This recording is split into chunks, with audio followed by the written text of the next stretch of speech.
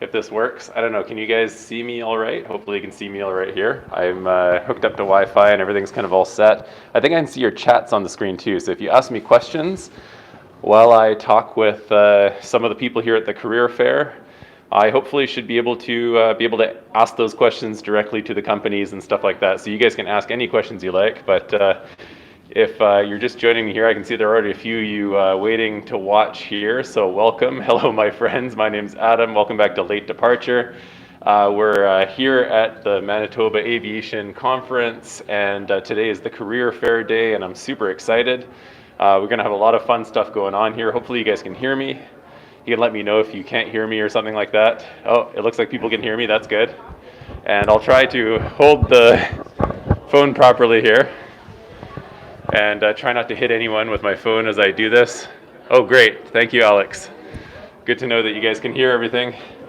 But here, I'll try to go in here and try not to knock everything over as I'm going through. But yeah, this is the conference. These are the lovely people here at the front desk. And we're going to go in and check out the career show today and just see sort of what is going on here. You see there's a lot of really cool stuff here. Hope it's forwards and not backwards for you guys here, but we have the Air Cadets and the Canadian Aviation Historical Society and all of that stuff here. Hello, hello. And this is the Sport Magazine. Experimental Aircraft Association. Experimental Aircraft Association in Canada. And I'm hosting a group of prospective pilots and a whole bunch of people from around Canada, around the world, who want to come to Manitoba to do flight training. So anything that you guys have to say for people who want to come in and do flight training? And well, they can get involved in something like the Experimental Aircraft Association Chapter 63. Right. We're a group of enthusiasts. Sure. We're people who build aircraft, design aircraft. Sport aviation is really, really big with us. Yeah. We fly out of a nice grass field called Lindcrest. Okay. We meet once a month, and we do things called Eagle flights for people who are 17 to 8 years to 17. Yeah. Introducing people to aviation. There's building opportunities, so you can learn about aircraft building, aircraft structure and design. Lots of great ways to get involved. Excellent. Yeah, and I know with the experimental aircraft, there's a lot of really cool stuff. Like with the experimental aircraft, they don't always fall in the same categories in terms of, I guess, the regulations and things, but that can in some ways be really cool as well, because you can kind of push some boundaries. And I know Flight Chops, another YouTube channel, he does a lot of stuff about that right now. Absolutely. Too, right? And he built, I think it's an RV6 that he built. Yeah, an RV6. Was it a 6? Yeah. Yeah. And I watched that closely too, because it's very exciting stuff. Electronics for your aviation, for your aircraft, they're not certified for our aircraft, so it's a little bit easier, a little bit cheaper. It's a more affordable way to fly. Right. Once you're into it, you know. Yeah. But I think the building and the mechanics of it is very exciting too for people, regardless of whether you're a pilot. You know. Of course. It's a very exciting thing. So. That's very cool. Yeah. Well, thank you very much. I'm Adam. What's your name? My name's Rick Unruh. Rick Unruh. It's a pleasure to meet you. And you can find EAA Chapter 63 on the web. Yeah. And have a look at our website. I think that's the address down there at the bottom there. EAA. Is that right? Canada.eaachapter.org. Yes. And or even just EAA Chapter 63. EAA Chapter 63. So you guys can check that out for experimental aircraft. That's a cool thing. Let's check and see, because people are going to be. Whoa. Let's take a look at the chat. There we go. Just seeing what people are asking here. Oh, good. It's the right way. It's not mirrored. That's good. Yeah. Perfect. Just take that with you. Sure. Here, I'll put this on. If you hold it right up to here, then people can see it and they can take a picture of it. Awesome. Cool. Thank you so much, sir. You. You have a great All right. day. You too. All right. So let's go through here. Hi. And here. Hello. Great. How are you doing? Good. You fly on the parts. I do. Oh dear. Hopefully you see me doing good things there. So, is for women pilots around the world, international women pilots. Yep, so the 99s, we have a chapter here in Winnipeg, and about 50 members in Winnipeg. We fly a 150 and a 172 out of Lindcrest for cheaper for women to help advance them in aviation. Right. And right now we are running a silent auction, so cool. the money goes to scholarships, half for the 99s and half for the Manitoba Aviation Council. So I should explain what I'm doing here. This is a live stream, so people are watching live right now on here, and we have prospective pilots from all over the world who are kind of tuning in here, and so I guess specifically, I know there are actually quite a few women pilots from around the world who are interested in aviation, and I know especially a lot of them, the reason they come out here is because they don't have as many opportunities, especially I know a lot of them in the Middle East and some places even in Europe, they don't have the same opportunities as we have here. So what do you offer here in terms of maybe resources for young or all women pilots that can help them out here? It's actually fantastic for people abroad because the 99's plane, you can, I saw a girl from Africa last year, she came to fly, she stayed for a month and she got a bunch of hours really cheaply on Plug. Very nice. We fly out of Lindcrest Airport, and it allows people to meet people there. There's retired captains that like to sit in the clubhouse and talk to the girls and help them out. There are scholarships available. I highly recommend that any female pilots or ATC or flight attendants or AMEs, they all check out the 99's website because there are chapters everywhere. Very cool. I met a girl from Edmonton, came and helped me set up some stuff last night. So because she's a 99 too, so she was staying upstairs, and it's a great way to meet people. That's very cool. What's your name? Ellie Borsama. Ellie Borsama. It's a pleasure meeting you, Ellie. I'm Adam, and hopefully anyone who wants to get in touch with this organization. So if there are any, the mask keeps riding up on me here. If there are any young women from around the world who are interested in this, how do they get in touch with you? Like, is there a website or? Yeah, there's a website. So just Google the 99's and it'll come up. And all ages. We've got members, retired pilots too. So all ages, and there's all kinds of events happening worldwide. So it's a great thing to check out. Excellent. Well, thank you so much. Have a great rest of your conference. Great. Thank you so much. All right. So I'll keep checking here. If you guys ask questions, I have to kind of check my phone here and just see the chat.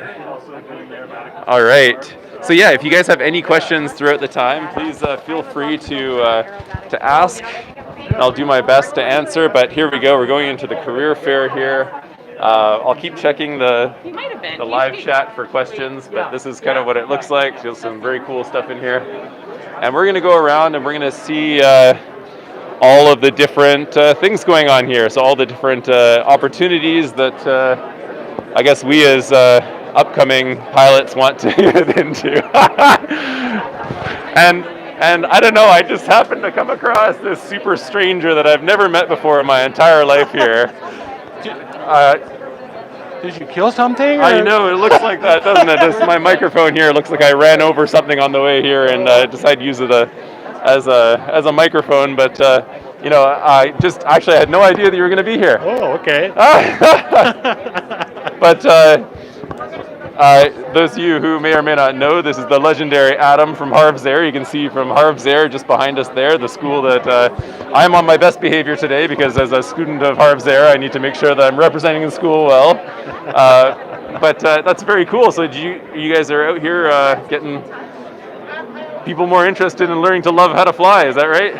Yeah, we're like, we got to get new people addicted. We're always working ourselves out of a job. Of course. Well, at some point, I got to get you, and sometimes I have like a whole bunch of questions that people had about aviation in general and stuff like that, and I won't do it today because I'm sure you're super busy with all the people here who are going to come and want to join Harv Air as well, but this is a live stream, by the way, so there's a bunch of people watching this live from around all over the place, and I'll definitely set something up with you because there's a whole bunch of questions people had, and it was great to hear it straight from Adam himself, because that's one of the best resources that I've had here when I've come to Manitoba, even abroad when I was abroad in Vancouver, over the mountains there. But yeah, oh wow, whatever we can do to help. We just got a question. Oh. What are the odds of getting an instructor job if you do your training at Harv's? Is what someone just asked there, and I think you can answer this the best. But I've been telling people so far that there's no guarantee. It's if you work hard and you do well, then you have a chance of potentially, if there's an opening, to get an instructor position. What is your take on this? I'm concerned, especially being here at this place here. It's full of different companies like Fast Air. Yeah. And they're all eager to hire my flight instructors. Right. And so I think the chances are pretty good. Yeah. We don't do the commercial the instructor rating in vain. Right. If for some reason we wouldn't hire the person, we let them know right away. because it's too much money and time to go. And but you're certainly welcome to come talk, and frankly, it's a good time to be an instructor because things are really It's picking up now, right? picking up. Yes. Yeah. Well, definitely. Yeah, that's good. And I think someone just said for an international student, I think it doesn't really matter. There we go. For an international student or for local students, is it sort of the same thing? If they get a visa and they come out here, either way, like I don't think there's any kind of difference really. Like quite a few of our instructors are not from here, right? Yeah, at least half or more are international. Right. Yeah. If you come on a student permit and you complete the program, then you can get a work permit. So then we can hire you. Our big thing is you have to be a communicator. You have to fly well. You have to talk well. You have to have a nice personality. Get along with myself and the other crew. There's no magical hoops you have to jump through. Just be a good guy. Be a person that somebody wants to fly with. That's the main thing. Really. Of course, yeah. Love to fly, and that's another thing. You gotta just have that passion, want to get up in the air every day, and that's you gotta catch the aviation bug like the rest of us. Absolutely, yeah. No, we drink the Kool-Aid of aviation. Yes. Are there any other questions for Adam here? I think there's about a 10-15 second delay between when what we're saying actually goes to those people there. And then they got to think of a question, then they got to type it in. Then they got to type it in. And enter, and then zip all the way back to your phone. Maybe I'll shorten this so I'm afraid I'm going to maim someone with my selfie stick here. It's so long, I'm going to club someone by accident. But I can see people are steadily kind of jumping on the stream here because I just started this thing. Yeah, okay. I might come back in a moment if we get some more. But in any case, thank you so much, Adam. It's really great talking with you and catching up. We'll catch up again some other time, and I'll go out and find... I'd like to hear about your trip sometime, too. Oh, definitely. Amazing trip. What about CPL jobs aside from instructing? Well, we're going to find about that today, I think. I think this is the place.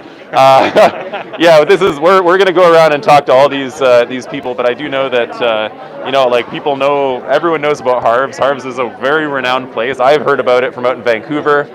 And it's definitely, the people out here, I'm pretty sure people at Fast Air and Bearskin and all these different airlines out here, they're gonna know about Harv's, and if you're coming from Harv's, you'll have a good chance of getting out to one of those places and having some opportunities. Yeah. We want it to mean something. When you complete the training with us, you got a leg up. That's how we feel. Of course, we're biased. Yeah. We got some people. Someone said thanks for pilottraining.ca. Okay, yeah. And some other people are asking some other questions, but they're kind of more mundane sort of questions. And I think a lot of these, is Steinbeck a good place to live? I'd say yes, definitely. I love it. I've been in love with it ever since I got there. It's just so beautiful. You've been here in a tough time too. Really? Things will turn green soon, believe it or not. But it was so nice. Like, I don't know. I love the snow, and it was so beautiful, and the weather is nice and cool, and the airplanes, man, like. When I was flying in Vancouver, now one of the things I noticed about here, I had kind of I don't know if you call it a culture shock, but when your attitude when you're climbing in a really warm environment, you have kind of it feels like you have a bit of a less attitude, but when you get that dense of air, man, in a 152, it feels like you're in a rocket ship. You're going straight up. You're sitting in the back of your seat there. It's crazy. I love it. I think it's awesome. But yeah. Density altitude. For sure. And someone else asked about general costs and stuff like that. I think that varies a lot between people. It varies depending on how long you're there, who you are, and not who you are, but how long you take to do certain things. And everyone takes a different time. There's an average. I think what's the average? 70 hours for your PPL and however many hours for your CPL. Right. So you pay by the hour for the airplane. Right. To get the license, you have to fly the minimum number of hours. Right. But you also have to achieve the skill level. Right. So, and there's variables in that. Probably the biggest variable is the intensity of the training. The more often you fly, the better it's going to be, because forgetting is the enemy of a student pilot. Oh yeah. You want to fly a lot. You got to fly a lot to prevent that forgetting. But, yeah. But everybody's their background. If you haven't operated much machinery, cars, motorcycles, then it can be a little more difficult. Yeah. But if you're used to machinery, then that actually helps a lot too. So Right. it is difficult to give a number. It's going to cost this amount Yeah. because there is so much variableness. Yeah. When we start a brand new student and we get a sense how it goes, then we kind of let them know what we think it might take. Right. You're getting a lot of questions now here. I just noticed here that you just like 5 or 6 new questions, but a whole bunch of things. Some people are saying, is there a career development program? Someone asked, are the airplanes at each base, do they stay there? Do they move between 2 locations? Like if you want plane X, like if you want to use the DA-40, like would you have to go to St. Andrews to do that, or would you be able to bring it there? Like there's a whole bunch of questions. Yeah. In my mind, we're one big school with 2 locations. Yeah. So I move the airplanes to wherever they're going to be busiest. Whoops, It's sorry. okay. No worries. Sorry, I know it's too long. But generally speaking, the airplanes stay in each location, and if somebody requests, I want to do this, especially for cross countries or things like that, then we will move the airplane to where we have to. Right. Yeah. Someone says, Adam, you're more resistant to cold than most people. All right, yeah, and what was the other one? I saw one other question there from someone. They were just saying, I don't want to take too much of your time because I know people are going to come over here and they're going to want to ask you about Harvs here, but on average time, we just talked about the average time to get the training done. It's like 70, something like that, 70, 80 hours maybe? If you're talking to private license. Private license, yeah. It varies so much. Yeah. Like, we'll have people who do it in 100 hours. We'll have people do it in 50 hours. Yeah. And it just it's very individual based. Yeah. Right. For lack of a better way to say it. Of course, yeah. All right. Well, thank you so much, Adam. Someone said CPL. I think CPL. What's the average for CPL? That's closer to 200 hours. 200 hours, yeah. I mean, usually it's quite a few hours, so you need a lot of piloting command. So if you get on your piloting command early, then you'll do it around 200 hours. Pretty close. Okay. I think that's what most people do it, and then you can plan for certain things in there. Like some people do their multi-IFR during that time. Some people, like me, I'm not doing that. I'm gonna just finish up and do my instructor rating. Hopefully, we'll see how that goes. But yeah, it varies. Steinbeck runway. What? The system's so hard to see. Steinbeck runway looks weird from Google Maps. So that's still our old runway. Oh yeah. So the runway you see on Google Earth, the asphalt is 25 feet wide. Right. And marker to marker, it's 100 feet wide. Right. And then in 2020, June, we paved it as you see now. Right. Which is 40 feet wide. Right. So now we think that's the wide runway. Right. Okay.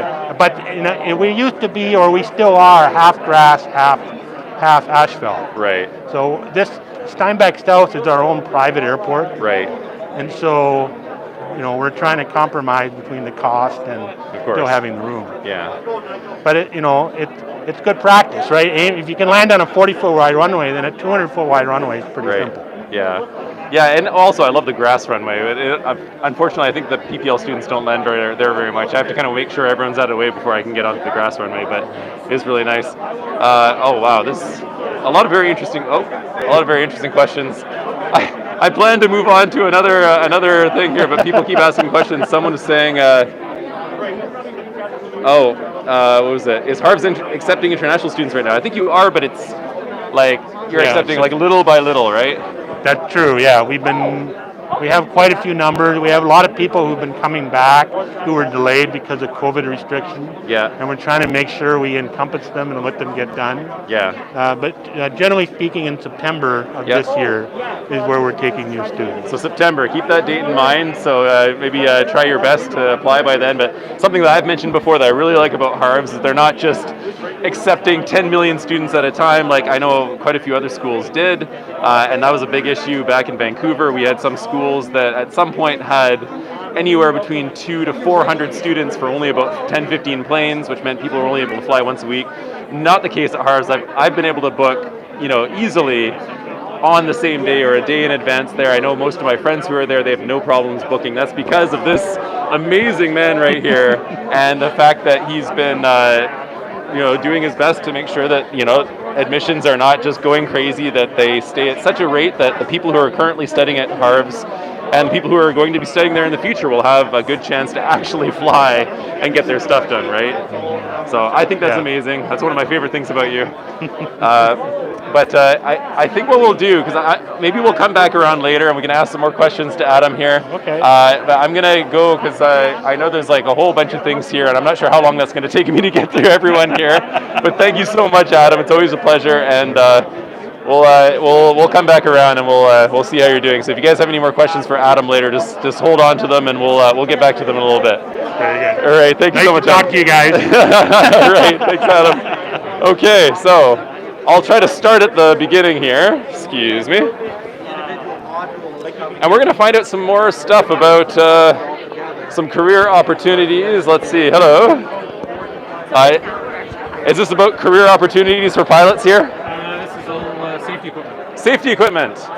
Safety equipment is great. I just did a cross country from here to New Hampshire and back. Okay. I probably almost died 100 times. So what could have saved me had my plane gone down in the Great Canadian Wild there? Well, in that standpoint, you'd be looking for one of our survival kits that we've got. Oh yeah, I was looking into this. I know Flight Shops. Sorry, my mask keeps sliding up. That's okay. The Flight Shops there, they talked about there's like survival kits, like backpacks. Do you sell like those entire backpack kit kind of things? We build all the different types of survival kits. We'll custom build them for every operator. So depending on where you're flying, climate is always the biggest thing to consider whenever you're looking at a survival kit. And then things like food. If you've got a personal locating beacon inside the kit, you don't need as much food because you've got that signal of distress going out. So anybody who's in a rough area, having a locating beacon in the survival kit's always going to improve your chances of survival for sure. And for one of these, like you said, for operators, but what about like for personal, like the students who go out who are doing cross-country flights? Do you have like packages and kits like that? We've got small two-person kits. They're usually about $500. Okay. That's cool. And is there something I can show, like, on the camera here to all the people watching live right now? We can just try and do what we can here. You hold it in front here. Hopefully, I should be able to. You guys can see that. And so those are just some of the cases that we offer. Of course, most of our cases are orange. Yeah. And for weight-wise, we've also got a soft valise that we produce them in, just so they're easier, more lightweight. It shaves a couple pounds off. So. Awesome. And where do they go to find out more about this? Like, I think I got the website on there. It's www.dssaviation.com. That's right. Is that right? So where we build everything so custom, usually it's best to give us a call and we'll go through it with them and figure out what exactly it is they're looking for. Awesome. Thank you. Let me see if I got any questions here about survival stuff. Okay, no questions about survival stuff so far, but if you guys have any, let me know. I can come back and we can talk with Blake again. Thank you, Blake. Thank you. Cheers. Hi there. Hey, how's it going, buddy? Great. How are you? Not too bad. Not too bad. So tell me about this. What is this Missinippi Airways? Is this an air operator? We are an air operator. Yeah. I am one of the aircraft maintenance engineers for this said air operator. Yeah. Nice. We run King Air 200s and Navajos. They're up in there you go, Mississippi. Yeah. How's it going, everybody? Yeah. So I'm Adam. I'm a local YouTuber. I'm following along my PPL, CPL in YouTube here, and so of all the people who follow my channel, they're prospective pilots. They're people who are like at Harvs or they're getting their CPLs and things like that. So they're going to be looking for jobs a little soon here. I know some people who don't want to get into the instructing gig and they want to maybe go, flying or something like this. So. Could you tell me a little bit more about your operations here, like what you're looking for, requirements? We're the right airline to start at. What we do here generally is that we take low-time pilots, we ask them to work in our flight operations center for about 6 months. Yep. From there, they get an excellent understanding of the airline, and they're able to understand our culture, our values, how an airline works. Then they go on the flight line for us. Pilots generally fly about 750 hours a year on the King Air 200 or Navajo. Yeah, we're busy. Yeah. And when they're on the medevac program, they're all over the province, if not throughout the prairies. And they do a lot of flying, and it's good and rewarding work. Cool. And what are the minimum hours you're looking for this right now? 500 hours minimum 500? Yep. for the King Air 200. However, On the Piper Navajo, no requirements. Oh, right, Piper Navajo. Yeah, so we have a. Aircraft ever built. I just got off one. Yeah. We have a scheduled service from the Paul, Manitoba to Puckawagan, plus we do charters. So it's a good place for somebody to build their time. For sure. And once they get that 500 hours, then they move over to the medevac program, and that's when the wheels really start rolling. Very cool. We offer very competitive wages, if not some of the best, with benefits. Yeah. And our schedule is 2 weeks on, 2 weeks off. Okay. Sounds like a lot, but our pilots enjoy it. Yeah. They want the 2 weeks where they're left alone, no call-ins. We just, they work hard for their 2 weeks, and then we respect that and say goodbye. Well, If there's a hole in the schedule, myself or the chief pilot will go flying. Okay. Leave the guys alone, unless they want to come in. Right. So yeah, it's Cool. we're a small family. Yeah. We have bases here in Winnipeg at St. Andrews, where Robert works as our maintenance base. Cool. Yeah. We have our operations center here, and we have offices in the PAW. Cool. So yeah, it's a pretty good stuff. We're 100% First Nation owned, Yeah. and we enjoy some benefits with that as well. And it's an honor to be working for the Mathias Cologne Cree Nation. Oh, that's very cool. Yeah. And how does that impact the operations? Are there any parts like cultural things that get worked into the SOPs or anything like that? Not so much, sadly, which is actually an excellent point to bring up. Yeah. It's not something we've done yet. However, right now the Chief of Council or our Board of Directors have excellent vision. We're successful and we're solid. Very cool. So yeah. And so other in terms of requirements there, like I guess you need like IATRA and stuff like that. No, because it's under 12,500. Okay. So you can come to us at a school. We do believe in internal promotion. Yeah. So the guys in our flight operations center and girls, Yeah. we want to promote them first because we've seen what they're like. They understand our values again and how the company works. Right. And they came on board and took a shot on us, and we took a shot on them, so it works out. It's very cool. Yeah. So that's a very great option, I think, and this is especially because a lot of people I've been talking with, some of them are, they're like, I don't want to do flight instructing, like I want to go right into it, I want to start flying, and this sounds like a good option for them, right?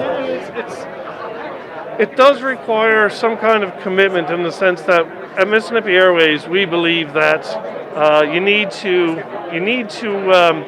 work inside the office first to understand fully what's going on. Right. To walk into a flight line position, you're not as successful because you don't understand our values. Right. But I must admit, it's a good place to come work. Only the PAW people are based in the PAW. The rest are based in Winnipeg. Yeah. We have pilots from. You don't have to live in Winnipeg when you're on the medevac program. Our captains come from all over Canada, and the first officers Ontario, Saskatchewan. Cool. Yeah. That's very nice. And so for this program as well, you mentioned that that's great. There's like full benefits, competitive wages, Yes. And you start on the ramp. I'm guessing it's kind of like a No. Is it office or ramp position? Office. Office position. So not a ramp position. No ramp positions. Okay. Because it's medevac and self-sustaining. Right. Our friends in maintenance do a good job keeping our airplanes up and running and ready. We pull them out and we go. Cool. Yeah. We're airborne within 55 minutes, so there's no real ramp positions as such. Right. If you are right seat on a Navajo, sure you help loading and fuel your aircraft and tow your aircraft, but that's pretty much at Missinippi Airways too what we do. Okay. Well, that's different than I heard a lot of the places like they ask you to work on the ramp for like 2-3 years or something like that. And you get on and No. And why would you do a ramp job at minus 40 Manitoba temperatures for a year when you can have a cozy air-conditioned office in the summer and heat in the winter and come for approximately, honestly, we were upgrading guys through the pandemic within 6 months. Oh, that's awesome. Yeah. Yeah, that's I never heard about that before, but this actually sounds very attractive. I'm just about to finish my CPL here myself, so I'll be finished in the next maybe few weeks here, and I'll maybe give you guys a call and see what it's about. That sounds very cool. More about this video is a very good idea of whom we are, and this is the PAW, and it shows basically what we're doing and who we are. We also own the airport that we operate out of. Nice. So, yeah, it's Monday, it's 7 days a week, 365. We never close for the medevacs. Cool. And this, and also about like residency and not residency, but like in terms of accommodations. Do you guys have on-site accommodations? Absolutely. Absolutely. When you come to work, it's self-sustaining. So say you're coming from Kitchener, Ontario, for example. You come to Kitchener, you show up for work, we get you a hotel room the first night. You have to be here by 3. So that way at midnight you're fresh, you get your full 9 hours. And then you go from there, and we have crew houses in Thompson, Norway House, and the Paul. That's cool. And another question that sometimes people have is about like in terms of like the pipelines to maybe like, are you connected in any way to any of the pipelines to some of the larger airlines down the road there? No, and it's not an issue. It's really not. The way things are going right now, Air Canada, Jazz, WestJet, Encore, even Canadian North, they usually take our people. And because we are self-sufficient, we're problem solvers, and good hands and feet, and we have good technology that the airlines like. Cool. Here, I have some questions. This is a live stream, by the way. These are people watching right now from all over the world. Mostly people who are here in Manitoba who are training and just doing their various flight training, but also a lot of people who are just prospective flight students. So let's take a look at what questions here. So the medevac operation is an on-call basis? Correct. Okay. You're on call for your 13 days. 13 days on, 13 days off. So people show up to Winnipeg. Captains get their travel paid for anywhere in Canada. Sadly, first officers don't yet, but a lot of them will catch a low-cost carrier for a couple $100. Saves them rent in Winnipeg. They live at home, so it works. That's very cool. And if I could speak for on the maintenance side there, we have us on the maintenance end. We keep them well maintained. They're well looked after. And there's a very good relationship between the pilots and on the maintenance side as well. So it's a very good crew, and we all like to kind of get along. We all try to work together as a team, and then everything just goes a lot smoother, so to speak. 100%. Yeah. I think that's extremely valuable to have a good relationship with the maintenance and have the maintenance guys exactly. happy. Keep your maintenance guys happy, guys. I've seen some operations where the maintenance guys were not happy, or it's just like a kind of a crazy operation kind of deal. But this sounds really good. That's not the case here. No. We always try to keep a good working relationship. The best I've seen in the business. Yes. He's very thorough. That's very cool. Well, thank you very much, David and Robert. It's a pleasure meeting you both, and all the people. I'm sure you'll get some calls or some emails or something like that in the next little bit. Like, how can people contact you? What's the best way here? Just Google Mississippi Airways or Missinippi Airways? Mississippi is Cree for Big River. Oh, cool. Cree for Big River, I believe Mississippi. that's what it is. And you can check out our website at www.missinippiair.ca. Or you could email me at opsmanager, OPS manager, all one word, at missinippiair.ca. So opsmanager at missinippiair.ca? Correct. Yes. Oh, cool. And you get the address down there on the poster. I don't know if you guys can see that. Yeah. Hopefully you can see that, but yes. Well, it's very cool. It was a pleasure meeting you both, and hopefully see you guys at some point soon. Hurry on, we need you. Definitely. Take care, guys. Thank you. All right, so if you guys have any other questions, just let me know as I go along here. Let's see. Oh, Akshay was asking how safe. Winnipeg is, it's such a safe place. I don't know, like some people are saying that it's not safe. It's extremely safe. The people here are super kind. I have absolutely no problems here whatsoever. I'd say it's safer than Vancouver in a lot of ways. People are really friendly. People are super kind. And someone says it's depressing, and I'm not sure if you've watched my channel at all, but we've been out doing ice skating. We've been out, like, they have amazing restaurants. People are super friendly. I've never seen people out here who are just like drowning themselves in alcohol or something, and especially if you're flying, I wouldn't recommend that in the first place. That doesn't sound like a good idea. But honestly, I wouldn't have that problem at all. I don't think that Winnipeg is depressing at all. I think it's an absolutely amazing place. So without further ado, let's keep moving on here. We're looking for aviation companies for prospective pilots. Are you representing any company that's doing flying or anything like that? Or? Yeah, so we're a flight training unit. Oh, flight training unit. All right. So where are you at? You're at... So we're based out of Tyndinaga, Mohawk Territory, which is near Kingston, Ontario. Okay. Yeah. Okay. And so flight training near Kingston, Ontario. I just flew to Kingston, actually. I was in Kingston a few days back. I flew by there on my way back here. Nice. And it was a nice airport there, a nice place. So we actually do Indigenous flight training. Okay. So, it's all Indigenous, First Nations, Métis, Inuit, and then just, everything else. So very cool. But we recently just had a hangar fire. Oh no! I know. So all of our aircraft are were burned up. We had 13 aircraft in the hangar. We had our AMO in the hangar. Right. And then our dispatch. Yeah. And so we took like a week or so to sink in and kind of get recovered from that feeling. Yeah. But we're moving forward, looking to rebuild and hopefully get some more students in the next year or so. For sure. Well, I'm so sorry to hear about that. I really hope it recovers quickly. And Brendan, and so this is what's it called again? It's First Nations Technical Institute. Technical Institute. Okay, I saw the. Oh, there it is. It's right here. I saw the acronyms there. If I couldn't see the definitions, the First Nations Technical Institute looks very cool. If you're looking in flight training, you're looking around Kingston, Ontario, which is a bit southeast of here, but also a very cool place to fly.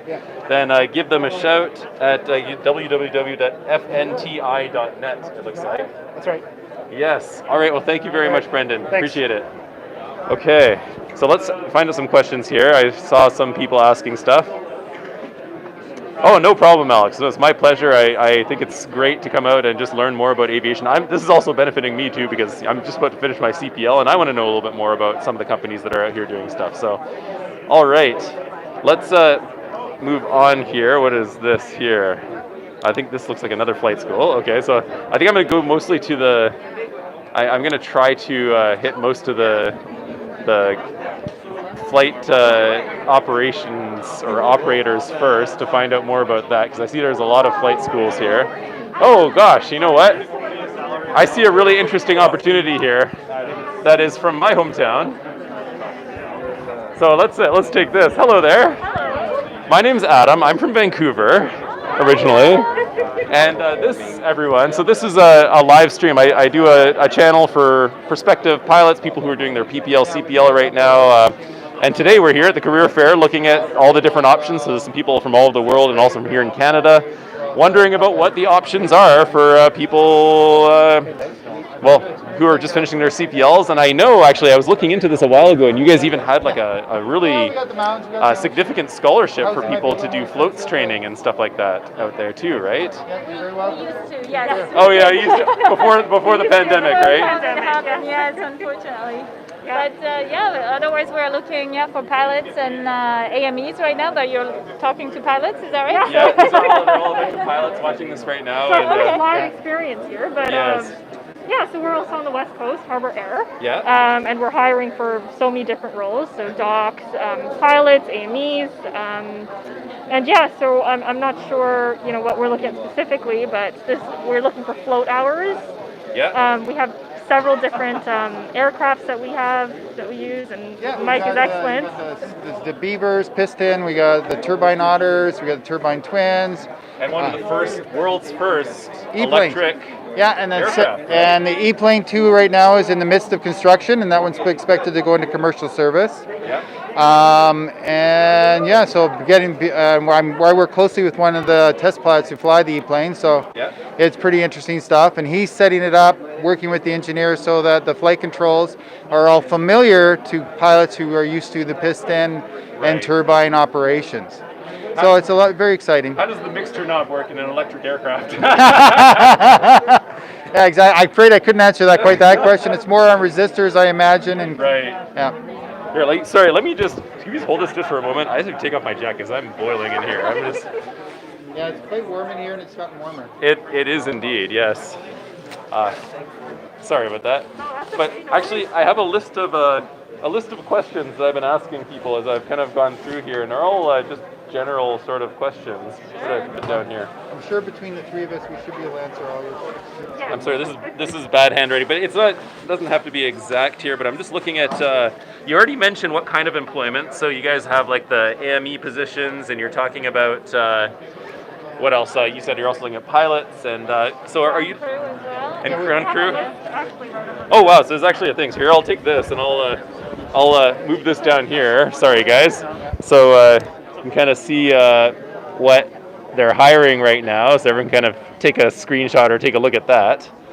And I guess other questions, like you mentioned, so for people who are just first starting, what are you looking at in terms of, for example, like hourly requirements? So you'll have to have like a certain number of hours, like I'm guessing at least 50 hours or so on floats for like the training. And you're talking about pilots. So we're looking at 200 minimum hours. 200 minimum hours, yeah. Of flight time. Yeah. And then and your multi. Well, yes. For our first officer internal pilot program we have, it's 200 total time hours. Right. And then you would need your multi-engine rating and your CPL. Right. And then you can start off, in the first officer position and then work your way up. Right. For external candidates, we typically look at starting around 1,000 hours on float time. Yeah. And yeah, it's... Yeah. So we have an internal first officer pool program. Yeah. So if you are an employee with us, we'll help you build up your hours. Okay. Yeah. As long as you have your 200 hours and your multi. Okay. And so is it also like in terms of the aircraft, like can I just jump in there and be like, all right, I want to be on the Twin Otter right away? It doesn't work like that, right? Actually, it does in a certain areas, because if you start as in the FO position, only the Twin Otter has the FO position, so you start in the right seat. And you gain a lot of float time really quickly that way because you're working and you're getting the hours. Right. And then once you accumulate enough hours to that, and an opening comes up, they'll move you into a captain position on a Beaver. Yeah. And it's sort of like a graduation program for size. So once you've done that for a while, then they'll move you up into the single turbine Otter. Yeah. And then from that, you're back into being the twin again, but this time you're the captain with the first officer beside you that you're watching over. Right. That sort of thing. But it's a great graduation program that we have with that, and you don't need to have the 50 hours necessary for float. Your 7-hour program, 200 hours flight time, and then getting your multi and so on also is very helpful, because that's how you can get into that FO position, because you're dealing with a multi-engine aircraft. Right. And once you meet all those qualifications, you'll be the first on the list to go into the seat. Cool. Based on how many people are on the list. But it's not done by seniority, the list. The list is based on qualifications. Okay. So if you're the first to meet all those qualifications, then you're right at the top of the list. Okay. Yeah. So it's really exciting, because before we used to hire people as dock crew and so on. They work for us a while and say, now you got to go somewhere else to get your air time and then come back. Right. Now we have an opportunity for you to get into that pilot seat. Right. And one of my big concerns was, what is the waiting list, or how many people do you have right now? On the waiting list? Like on the waiting list, it's probably not very big at the moment, because with COVID we had lots of layoffs. Right. And right now we're actively trying to recruit a good skilled team. Yeah. So you probably advance onto that very quick, especially if you've already got all those qualifications, you'd be near the top of the list almost instantly. Right. Okay. Again, it's not done by seniority, it's done by skill level. Right. And we've got 3 Twin Otters right now, and I know they're looking at getting a 4th. Okay. And you got to cover a lot of shifts. There's limited amount of activity time that you can be in that seat. So you have to have, like, for one plane, you have to have 6 or 7 FOs just for that one plane. Right. Yeah. And I guess one of the other things that was really attractive sounding to me when I first talked with some people from Harbour Air was the fact that like the hours for the most part, they're pretty reasonable hours if you want to spend time with your family. It's daytime, right? Like you're not going to spend nights away in Fort McMurray or something like that, right? You'll be home every night. That's the silver lining to working with float planes is you're home every night. And of course, in this winter time, you're home even sooner. In summertime, it might be a little bit longer. Right. But in the end, you're home for dinner. Right. And how many places are you flying between right now? So I know you guys do like between Vancouver to Victoria, but you also do like all the Gulf Islands. I mean, we fly to Victoria, Nanaimo, to Comox on the Vancouver Island, and then along the Sunshine Coast as well. So Seychelles, we have a new route to Powell River. Right. And Ganges on the Salt Spring Island. Kelowna we do. Kelowna in the summer, Whistler seasonal, and Tofino. Yeah. Very cool. Yeah. And once it gets better with the borders, we might be going back to Seattle again. Ooh. Yeah. I actually just flew down to the States, and it was not too bad actually, but I think for commercial operations it might be a little bit more difficult than the general aviation. Just go down there, fill out your EAPIS, and you're pretty much good to go kind of thing, right? Yeah. Mm-hmm. So, okay. Let me see, make sure. Let me find us out as well and see if people are asking, because people are asking questions in real time here about stuff. So, let's see. Vancouver, Toronto has good nightlife. Okay, that's something. Yes, they definitely do. Very good nightlife. So many people are asking me about that. I'm like, if you want to come out and fly, you should just be like focusing on flying. People are like, oh, but I don't want to go to like Manitoba. I want to go to Vancouver because they have clubs and things like that, right? Well, if you're working for us, you can be working during the day and then go do night skiing in the evening in the wintertime. That's right. Summertime, you got all the beaches. We've got surfing on the island. We've got great industry partners as well, so we get discounts on some of the activities out there, and also interline travel. We've got a great reward and recognition program as well internally. Oh, and what kind of other things? So you have like all these links with these things, like I guess like all like sports venues and things like that, or? Yeah, sport venues, activity, gym membership, hotel activities, like lots of our partnership. Yep. So lots of perks to working at Harbour Air here. It sounds like, right? Yeah. I think that's most. I don't see if anyone else asked anything else here. Just are there any? Someone's asking about job opportunities for like mechanical, mechanical AMEs and stuff like that. You said you're also hiring like AMEs and stuff too, right? Yes, we are. Definitely, we're looking for skilled AMEs. Yeah. Especially if they've got any M1 experience. Yeah. We do look at apprentices. Just the unfortunate thing with apprentices is we can't have more apprentices than licensed guys. So with a certain percentage. So once we get to a limit, then we have to just hold on to that resume until the next opening comes up. Right. We are definitely actively looking for aircraft maintenance engineers and structural engineers, technicians. Okay. So it's a big demand. You probably find that all over here right now. Oh, definitely. Yeah. And someone just asked, like, when are you looking to? It seems like now, if you guys are here, you're already looking for people. So someone just asked, are they going to be looking in the next few years? It looks like you're looking for people We're now. looking for people now. Yeah. Right now and in the next few years. Yeah. It's just one of those things. It is. Well, things are recovering now, so we're looking hopeful for the future here. Yes, everybody's hoping that the businesses and schedules will go back to more of what it was pre-COVID. Right. And we're very optimistic about what the next summer is looking like. So in order to meet those needs, we need to have the skilled people to do that. Excellent. Yeah. Well, that's very good. Thank you, Mike, Carol, and Sophia. Really appreciate it. And I hope maybe I'll see you guys sometime in the future there if I can get some float hours going. You said like 50 float hours, right? Yeah. Well, no, you can get it. You can start with a little minimum of 7. 7. You have to have your float rating. Right. And then they want 200 hours of flight experience. Right. But it doesn't have to all be float time. Okay. And maybe someday in the future the scholarship might come back for the thing. We'll see. Yeah. We'll see. We'll see. Yeah. We'll see. I think all the companies need to recover after COVID there, and after that we can definitely see about that. Okay, cool. All right, I'll just make sure that this is such an inefficient system. I have to keep checking on this thing to see. All right, they already explained how many hours you need for the job and all of that kind of stuff. So yes, I think that should be good. All right, well, thank you so much, and you guys have a wonderful rest of your day here. You too. All right, let's once again, Harv's Air from Vancouver here. Or not Harv's Air, Harbour Air. Harbour Air. So close, Harbour Air from Vancouver. Really great company. A lot of I've never flown with you guys, but I want to fly one day. Oh yeah. But it looks like a lot of fun. Yes. All right, you guys take care. You too. Thank you. All right, so let's go around and we'll see. Let's see, what is this? Transport Canada. Hello. Okay, well, what is this for? Is this for, is this for like government jobs or something with? We're Transport Canada, so we'll call it all government jobs. You didn't see anything that I did when I flew last week. That's. Where are you from? I don't think I can tell you that. No, you don't.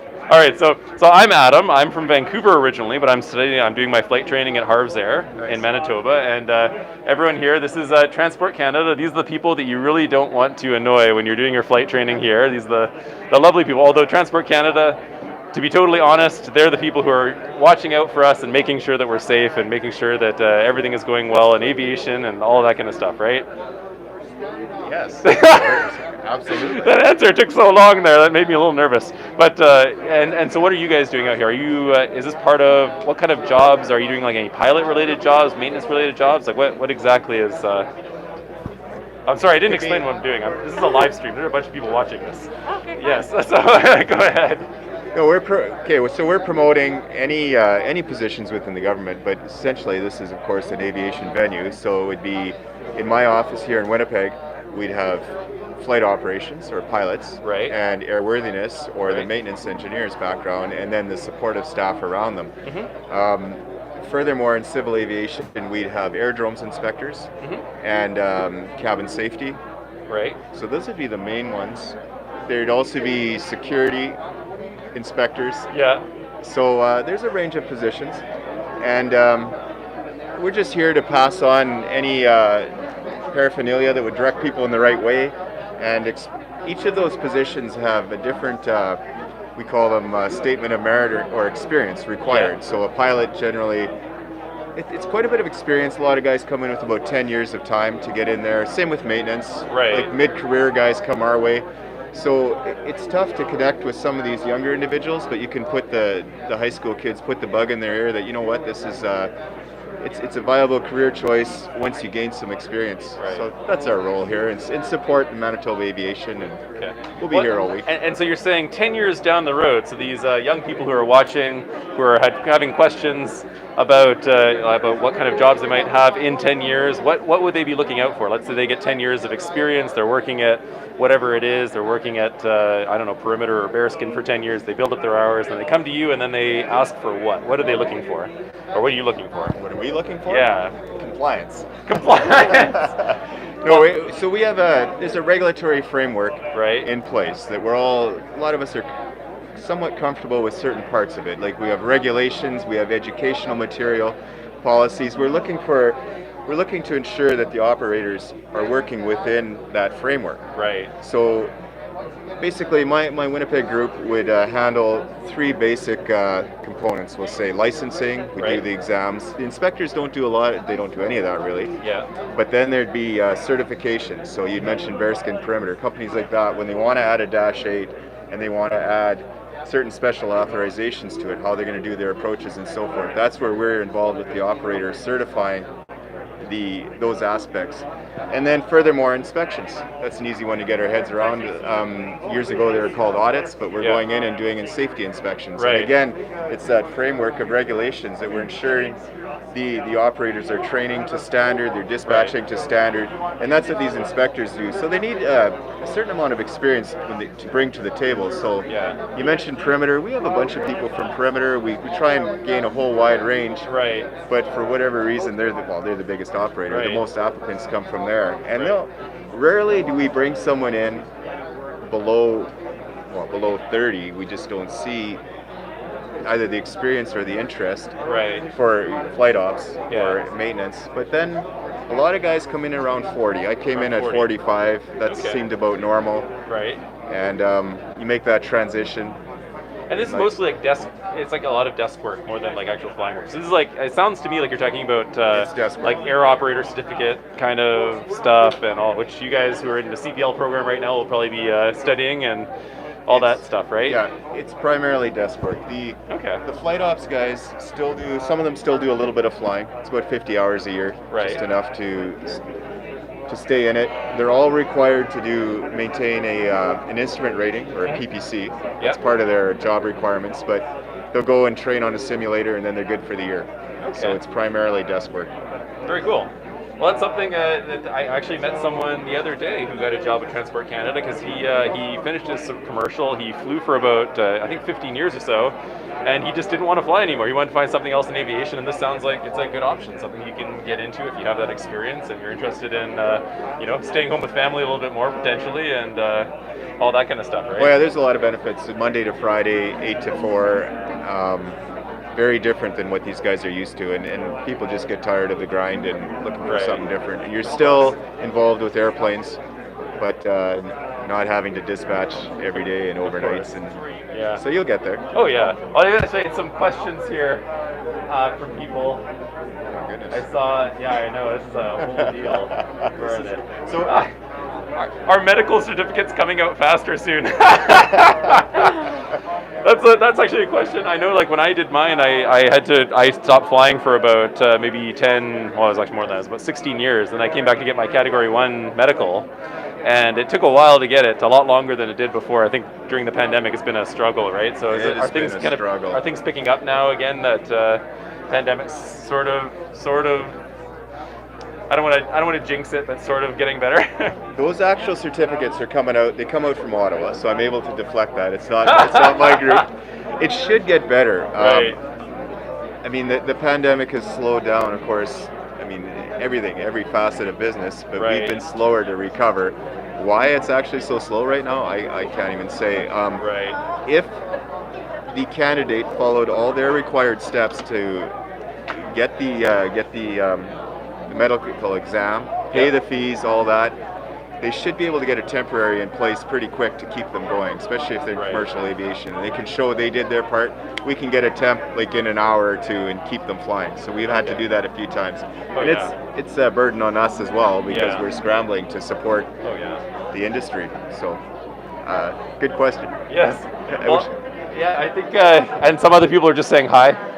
This is all that stuff. Just to see anyone else here. All right. Yeah, I think that's about it. But thank you very much for everything. And I'm sure people will be emailing you about those jobs in 10, 15 years here. So you can look forward to that. So zoom in on. Zoom in on this. TC jobs. So I think the other side maybe. There we go. Yeah. Oh yeah. Yes. Well, we can do both sides. We can do the French and the English side. But yeah, you check this out. And here's the address right here. You guys can go check that out. There are the jobs you can go apply for, and that'd be a great opportunity. Here it is in French, just in case, because I know we actually have some people from Quebec watching here as well. So that's pretty cool. There we go. All right. Well, thank you both very much. Oh, let me put this back nicely for you. There we go. Well, thank you both very much, and have a wonderful day here. Okay. Cheers. Okay. So I think I will probably skip the Air Force here because that's not something I think for especially a lot of us. Some of us are international and whatnot, so we don't have that many people doing that. We have Alex, of course. En français, s'il vous plaît. Yes. Let's see. There's some schools, some universities. I'm looking for more. I'm looking for the actual companies which are down here. I can see a bunch of guys in their stripes and all that kind of stuff. So, well, there's a lot of them. Let me check my battery here, just make sure my battery's okay, because unfortunately, my battery and my thing, actually I can't tell. I'm so bad with tech. My battery and my thing are completely different right now, and I hope it doesn't run out of battery, because my microphone and battery plugs into the same spot. So if my battery runs out, I'll probably take a break to recharge the battery, and then I'll come back and keep streaming after it's charged up here. But in any case, let's see. Canadian propeller components. Man, I'm going to come back here and get some swag. There's some really great pins and buttons and things like that to get here. But let's take a look here. There's looks like a few more companies for. Let's see. Oh yeah, there's definitely some companies here doing that. I think I dropped my my notepad. Let me grab my notepad again. Where did I leave it? Did I drop my notepad here by any chance? I don't know. I can't remember where I put it, but it's okay. Let me see if I dropped it over here. Oh, I did. Thank you. Dropped my notepad with all my questions for everyone here. Okay, so let's go around and we're going to find another company. There's a whole bunch of them here. A lot of small operators looking for people giving out chocolates in exchange for all that stuff. I see some good ones. Let's go over down here. We have a couple. We have Air Tindi here and SkyCare ambulance and charter services. Air what is it? Medevac always sounds like a very interesting thing. So maybe we'll see if we can get someone here. Hello. Are you, so is this, you're now hiring for, nice, pilots, mechanics, paramedics, ground staff, office personnel, all that stuff. So I'm Adam, and I'm a YouTuber in the area here for aviation. I'm doing my flight training at Harv's, and I'm just about finished here, and I have a YouTube channel, and I'm live streaming to a whole bunch of people who are like PPL, CPL students, people from all over the world who are interested in flying in Manitoba here. And so I'm just trying to find out as much as I can for everyone about, so this is Kristen. Hi, I'm Kristen. I'm Adam, nice to meet you, Kristen. Nice to meet you too. And yeah, could you please tell me a little bit about, just what are the operations you're running here, what are the requirements like, if there are like any benefits, like what kind of things these prospective pilots should be thinking about in terms of what they're doing right now in their preparations, how they should contact you, basically the whole spiel, all right? So let me give you the... Sure. There we go. So you want me to hold this? You're welcome to hold it. Yeah, It's okay. This way. Hold this, okay. There you go. Okay, so I'm Kristen. I'm currently first officer on the Navajo with SkyCare. The Navajo, the best airplane ever made. It is a very robust plane. Yes. So we offer air ambulance. We provide air ambulance and charter services, and we have 4 bases. So we have Sioux Lookout, Thunder Bay, Kitchener, and here in St. Andrews. So our medevac side would just be in Ontario, and so we fly, of course, out of those 3 bases. What else? So we also have, our main planes would be the Metro, the West Wind, which is our jet that flies out of Kitchener. That does some of the repatriation from the medevac side, but also charter, so that side of the operation, they would do flights down to the States and Bahamas is quite frequent flight as well. What else? So you asked me about the requirements. So mostly about pilots. What kind of requirements are you looking for from pilots? Are you should they be coming out this with 250 hours IATRA, or is it just right out of the gates 200 hours CPL multi-IFR? They can start applying and how does that work? How does that work? Okay, so right now we have quite a few pilots on staff. So we kind of go through phases in terms of when we're really actively recruiting. So we just kind of brought in our last intake, and but usually how it works is we do the ground to flight program. So we take on people that have low time hours. So me, for example, I was hired at around 250 hours, and most people start in either a grooming position or flight following. And so you just kind of, it's a mix between flying as well as working in that ground position. And it's a great way just for the person to get a feel for the company, but as well, for the company to evaluate the pilot's skills as well. So, but pretty much right away you're PCC'd on the plane, on the Navajo. And so the trajectory is usually you come in as an FO. FO for Navajo and then... Yeah, so you start ground and then you PCC'd on the Navajo. Or usually around the 500-hour mark, you go over to the Metro for your first officer on the Metro, come back over to the Chieftain as captain on that, and then back over as a captain on the Metro. So that kind of process, just roughly would be maybe 3 or 4 years from that initial starting point up until captain on the Metro. Nice. And that's really the aspiration for all the pilots to come through, is that, in your hiring letter, it's not that you're hired as a groomer, it's that you're hired as a captain on the Metro, knowing the fact that you don't have those qualifications yet, but that is the aspiration to get you to that point. And so are people, pilots going there, would they look at, is there time on the ramp before you get into the plane, or is it straight, you go right into that FO position on the Navajo? It depends. So we have hired people directly, so people that are already at their 500 hours, so they have more flying experience. Sometimes those people would be hired directly as an FO, but the majority of the time it would be time on the ground. So in either of those 2 positions, so the flight follower or a groomer. But it is a fairly rapid progression. So how many months are you looking at for something like that? We usually ask for 6 to 8. 6 to 8 months, yeah. 6 to 8, but during that time you're still flying. Okay. So for example, when I started, so I kind of transitioned in a different role. I had a previous career in marketing and communications. Okay. So I started on as a groomer and then kind of transitioned into a marketing communications role while also flying as a first officer. Which you're doing now as well. You're doing the marketing communications side. Yeah, exactly. So, sorry, what I was going to say is that, so during that time, in your first week even, you're out in the morning, as a groomer especially, you're out around the planes, you're helping, you can go with your first officer and help them do the run-up in the morning, help with the refueling. So you're already kind of sitting in the seat and getting a feel for the controls, even on your first, second day.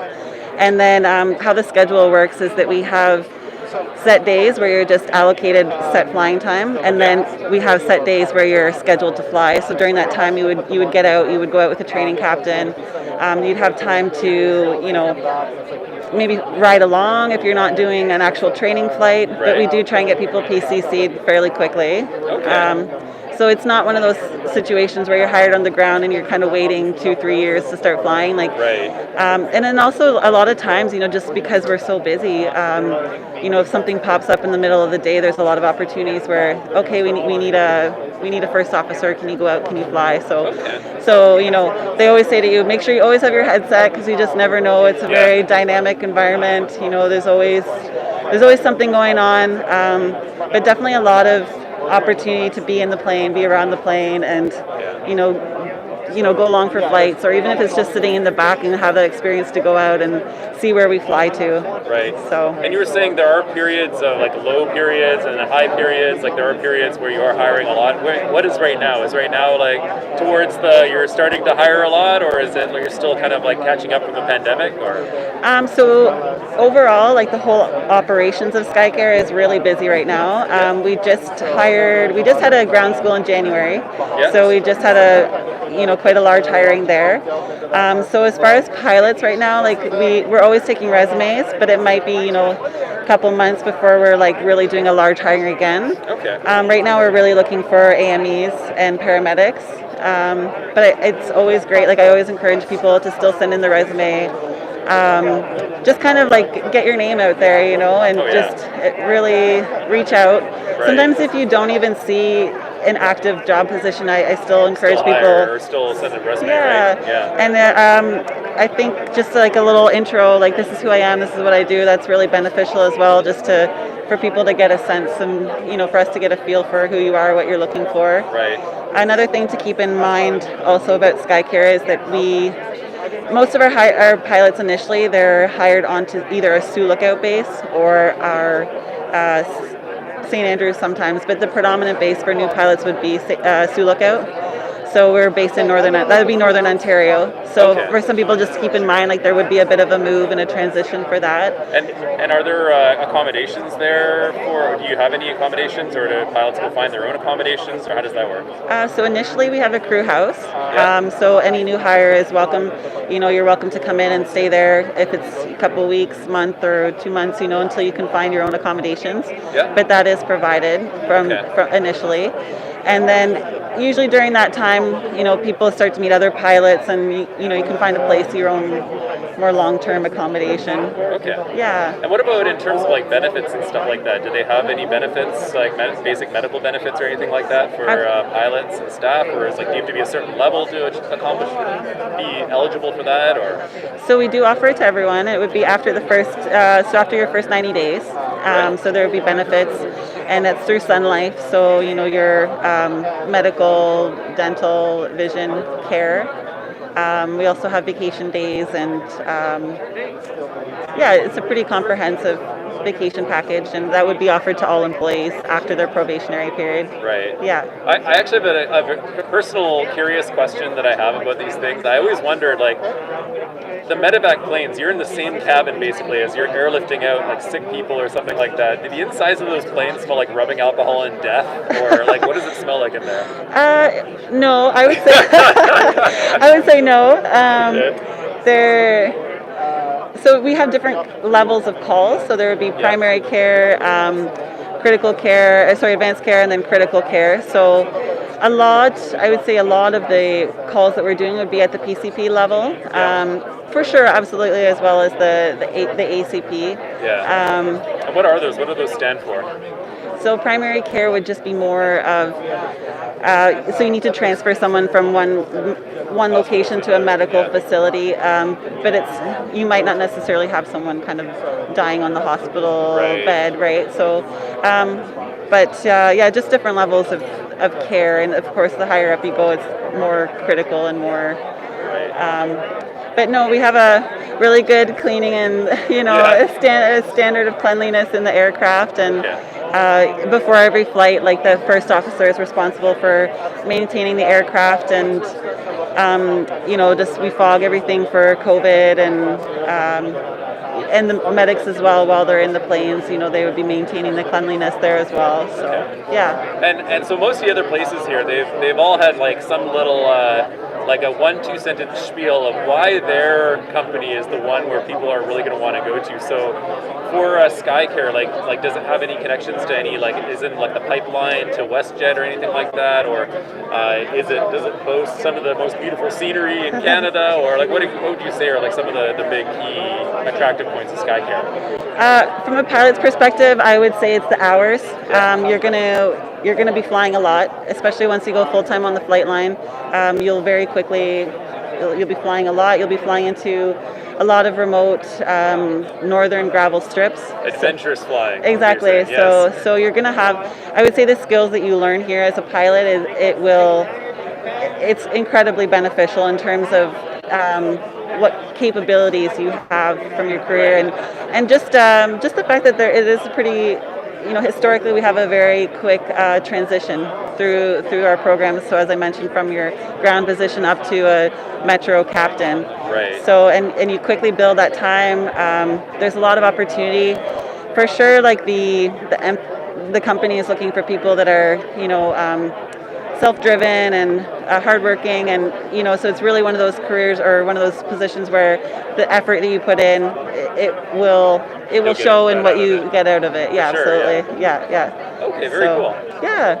Let me just see if this is live. We'll probably have some people with questions here. Sometimes they have questions about specific things, but let's see. Oh wow, there's like a lot of questions here. Okay. How many hours do you need for medevac, like these medevacs and charters, first of all? So I'll introduce you to this is Adam. Hi Adam, Yeah. I'm Adam. Hi Adam. Yes, nice to meet you. Nice to meet you. So we'll go to that question first from Manan there. How many hours for medevacs and charters? In as much as a pilot? Yeah, for pilots. These are all prospective pilots or current CPL, PPL pilots. Oh, very cool. Well, hello everybody. All right. Certainly on the pilot side, the hours can vary. We do direct entry. First officers on our chieftains, typically we're looking at 700 hours as a minimum on that. Right. We do entry-level pilot programs, so working on the ground, doing dispatch, grooming, etc. That's straight out of school, more or less, or getting your multi-IFR and your commercial license, 250 hours, and then we actually start you flying from that time. It's not you have to work on the ground and you don't get to see an airplane. We generally try to hybrid that, so you get to go flying, but you certainly serve the operational requirements as well. Okay. On the medevac side, typically for a first officer, it depends. If you've been flying in our chieftains on the right seat and the chief pilots have recognized you and know that you can fly, you could move over and fly the medevacs and the turbines probably at 600 or 700 hours. Okay. If somebody's coming in direct entry, we're probably looking more 1,000 hours. Okay. And let's see what else we have here. We already talked about what you look for in a job applicant. I think you already mentioned like you're just looking for people who are just like passionate about it, who are interested. Like what kind of people are you looking for in terms of pilots? Well, the reality is it's important to be able to do the position, but it's equally as important to fit into the culture, and we need people here that are recognizing there's a job for everybody to do, and everybody is working together to make that happen. And so there's nothing worse hearing than that's not my job. We don't really agree with anything like that here. It's everybody pitching together to make sure we're taking care of clients, we're taking care of our patients, and we're doing everything we can to make it work well. That's right, good team players. And we'll just maybe do a couple more here. I don't think we have time to go through. There's a lot of people asking questions, but Fair enough. Talked about a little bit about the REM time. Where do those based in YKF live? That's Kitchener. That's in Kitchener. Yeah. That's right. Where are they? Do you guys have? I think you mentioned you have like some accommodations or something for people, or is that one? There is crew housing available for people that are coming in on rotational basis. Right. Yeah, in Thunder Bay, Kitchener, and Sioux Lookout. Right. In St. Andrews, we find it's a little easier for people to find accommodation, so we haven't gone down that path quite yet. And Kristen mentioned flight follower and groomer, and someone asked, and actually I don't know either, what is a flight follower? What is a groomer? Okay. Groomer works in the hangar and is... They cut the hair of the pilots or something like that? Sure. With the beards in the morning? Or? We can call it a catch-all. Absolutely right. Yeah, that's right. A groomer, certainly you're working within the hangar all the time. You're cleaning airplanes once they get back. You're really anything, run into the hardware store. You're kind of whatever is needing done around the hangar just to help out and make sure things are running. Fueling airplanes, running them up for first officers if they don't have the time, that kind of thing. Flight followers are working on the desk, so it's office-based, and it's because of our affiliation with Orange on the medevac side in Ontario, definitely we need people that are on the ball, and it's a night shift position, working 4 nights in a row, just making sure that the medevacs continue to run smoothly, and it's effectively a dispatch position, but we're not allowed to say dispatch because you need a license for that. Of course. And we're self-dispatched. And Transport Canada is sitting a few seats over. This is it, exactly. That's right. And someone else asked, what is the typical salary for starting first officer, maybe on like the Navajo, like the lowest level? That's sort of in flux at the moment, I think. Maybe like an average, like ballpark. Generally, you're looking at about 30,000. Let's ballpark that, 30 to 35,000, depending on hours, experiences, that kind of thing. Right, and now with COVID and everything like that, I'm pretty sure it's pretty hard to, like everything's really difficult for everyone. So this is it. Yeah, we've come through COVID very well. Oddly enough, our medevac services have certainly held the company up throughout that, and the charters have never really. They've slowed down a little bit, but the reality is we're still out buying airplanes, and we're still trying to service as much as we can. Excellent. So how do these folks find you? Where can they go? Like, if you can show something on the screen here that they can. Here we go. So follow us at SkyCare on Twitter, and I guess there's the. You see the website there? I think you can see it, right? There's like a website. www.skycare.ca. Perfect. And this is our Instagram. So I'm the face behind the Instagram, so if people did want to reach out to us, if you have more specific questions that we didn't cover, like feel free to message us. Also our email, so we have charters at SkyCare. Actually, no, And in the community. resumes at SkyCare. If there's anyone interested in potentially finding employment with us, resumes at skycare.ca would be the spot. Awesome. Thank you so much. Just find us on Instagram, and we can direct you from there. And any questions, just feel free to reach out to us too. Great. Yeah. Awesome. Thank you both so much. No problem. What was your name? I'm Adam. You can find me. My channel is Late Departure. It's just a YouTube channel that I have out here in. Gotcha. And I think I'm one of the only aviation YouTubers here in Winnipeg right now. So. Fair enough. So these are followers that you have online, or is this a class of folk? Or This is a whole bunch of people from all over who are just coming in and checking out. Some of them are students at Harv Air. They're CPL, PPL students. Some of them are CPL, PPL students from Vancouver or other places in Canada. And it's just like some of them are people who are they were flying today, so they couldn't make the conference, so they're just tuning in to check out all that kind of stuff. Awesome. That's a good idea to share. Oh yeah. This once I end this broadcast, it'll upload to the YouTube channel, so you'll be able to come check it out and post it. You can say, guys, come check out our website or whatever like that, and feel free to come and plug whatever you have there on the message board below the video. Beautiful. Yeah. Well, thank you for stopping by. Yes, no for worries. sure. My pleasure. Yes, it is. Nice meeting you all. Thank you both Please so reach out if you have any interest. Oh, definitely. Most of the pilots I've actually talked to so far have said they don't want to do flight instructing. They want to get right into it and just start doing commercial stuff, right? So for all of you guys, this is what you're looking for. You want to be coming out, reaching out to these friendly folks here, and medics, pilots, AMEs, happy to chat with you. Yes. All right. Thank you so much. No problem. And also, someone said also students in Quebec too. Yes. All right. Okay, so let's jump across the board here. Oh, we have Michael. Michael came all the way out. You guys know Michael from the YouTube channel there. Yeah, we got some people tuning in here, and I'm just going around checking out all the lovely services here. Lots of opportunities for stuff, which is amazing. And have you had a chance to talk to people yet, or are you just wandering around? I saw Harbour Air, and I was wondering. Yeah, that's so far away from Vancouver, right? Yeah, but they have some good opportunities there. They're talking about they're getting back into hiring now. You can get in there from 200 hours, do your float rating. It only takes 7 hours, and you could go out there and start flying.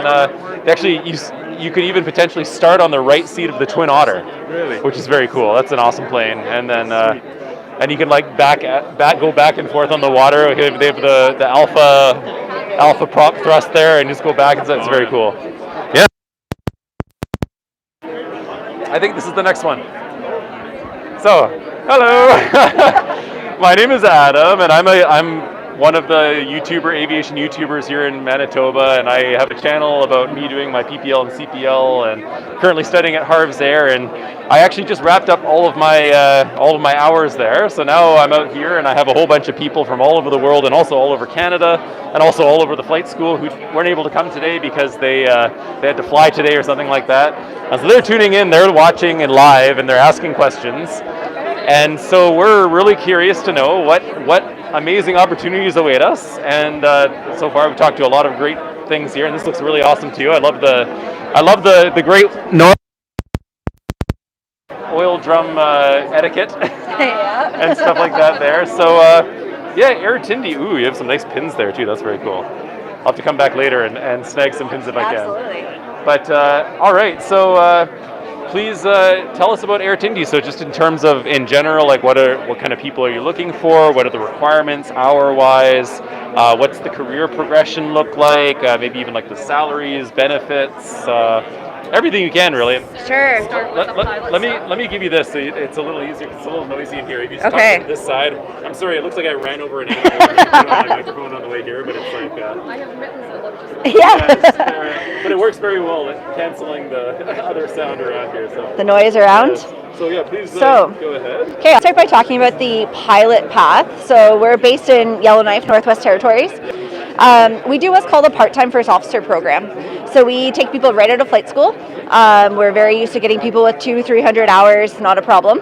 And then what they do is within the first 2 to 3 months, they're given a PPC on the first aircraft as well as trained in a ground position.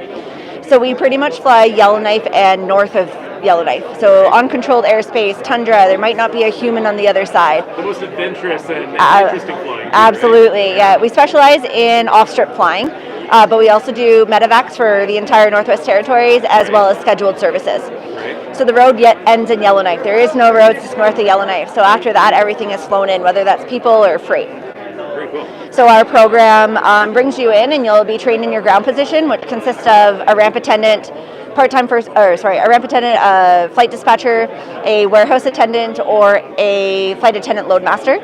And then you're given a PPC on either a King Air or a Twin Otter. So King Airs are our medevac aircraft, and Twin Otters are our scheduled service and off-strip. King Air right up there on the top right. That is a King Air, yeah. King Air over there, and then where's the other one that you have? This is a Twin Otter here. Twin Otters, very nice. And then we also have Dash 7s, which is not as popular. We are the largest Dash 7 operator in the world. Wow. So they are combi aircraft. We can take anywhere from 12,000 pounds of freight to 46 passengers. Right. Are you guys in direct competition with the ice pilots up there flying the the old school planes up north, or? Buffalo. Yeah. I would say that we probably do more of the ski flying and that kind of thing these days. Yeah, we've really taken over a lot of that side of what we do. We fly our Twin Otters on small tires, intermediate, tundra tires, wheel skis, and floats. Wow. So a little bit of everything on our Twin Otters. Right. Our Dash 7 aircraft are also STOL aircraft. They can fly in and out of a 3,000 foot strip on restricted. Nice. Gravel on prepared. So we really work in the off-strip type of charters. Yes. Yeah. The progression period, so when you start, you do about a year in the part-time first officer program. Right. So you're either not flying working on the ramp or something like that for like 2 years? No, not at all. You do a 50% schedule when you start. So half of your days, so about a week a month, you're doing your ground position, and the other week you're doing your flight position. Cool. So either on the Twin Otter or the King Air, you start doing everything right off the bat. After that, you become full-time on those aircraft, and then from there you become a first officer on our Dash 7, which is 705 aircraft. Yeah.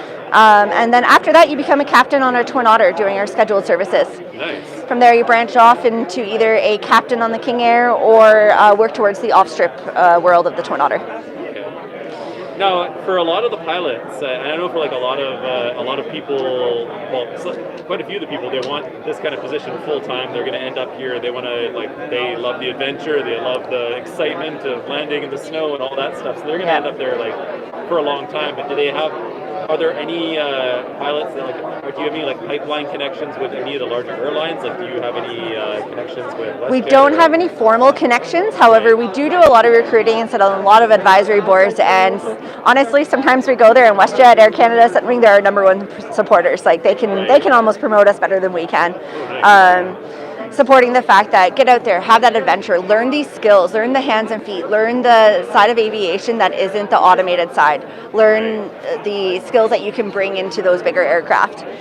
So we are definitely a starting company. Some people will start with us and retire with us, but for a lot, we are a stepping stone company, and we recognize that. But we're able to really prepare pilots to be able to move successfully into these other bigger airlines. Very cool. Yeah. So, like I said, we're located in Yellowknife. We do a moving allowance to get people up there.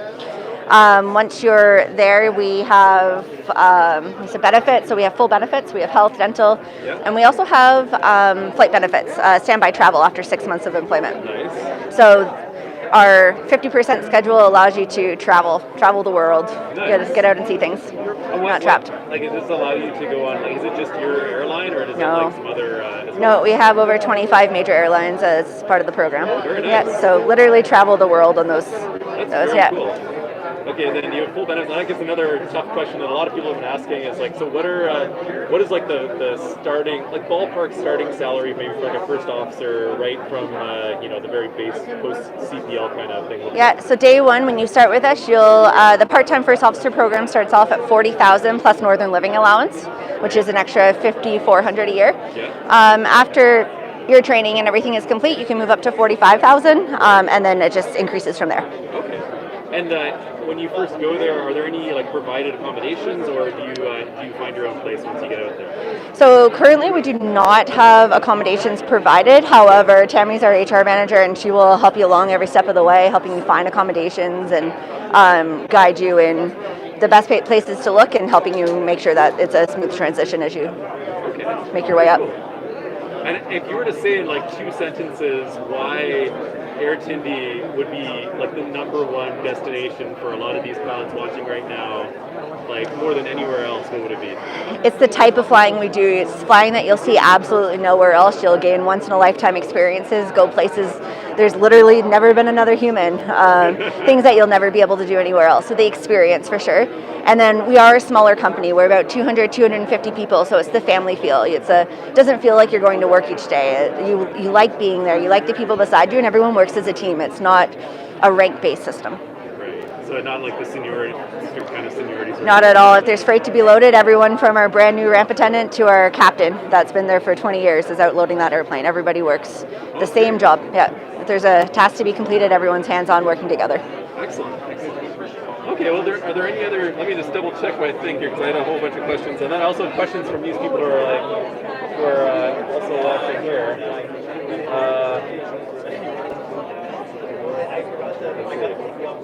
There's some other questions. All right, well, I'll let you guys on my questions here. Okay. As well, but let's see. I think we already talked about most of it.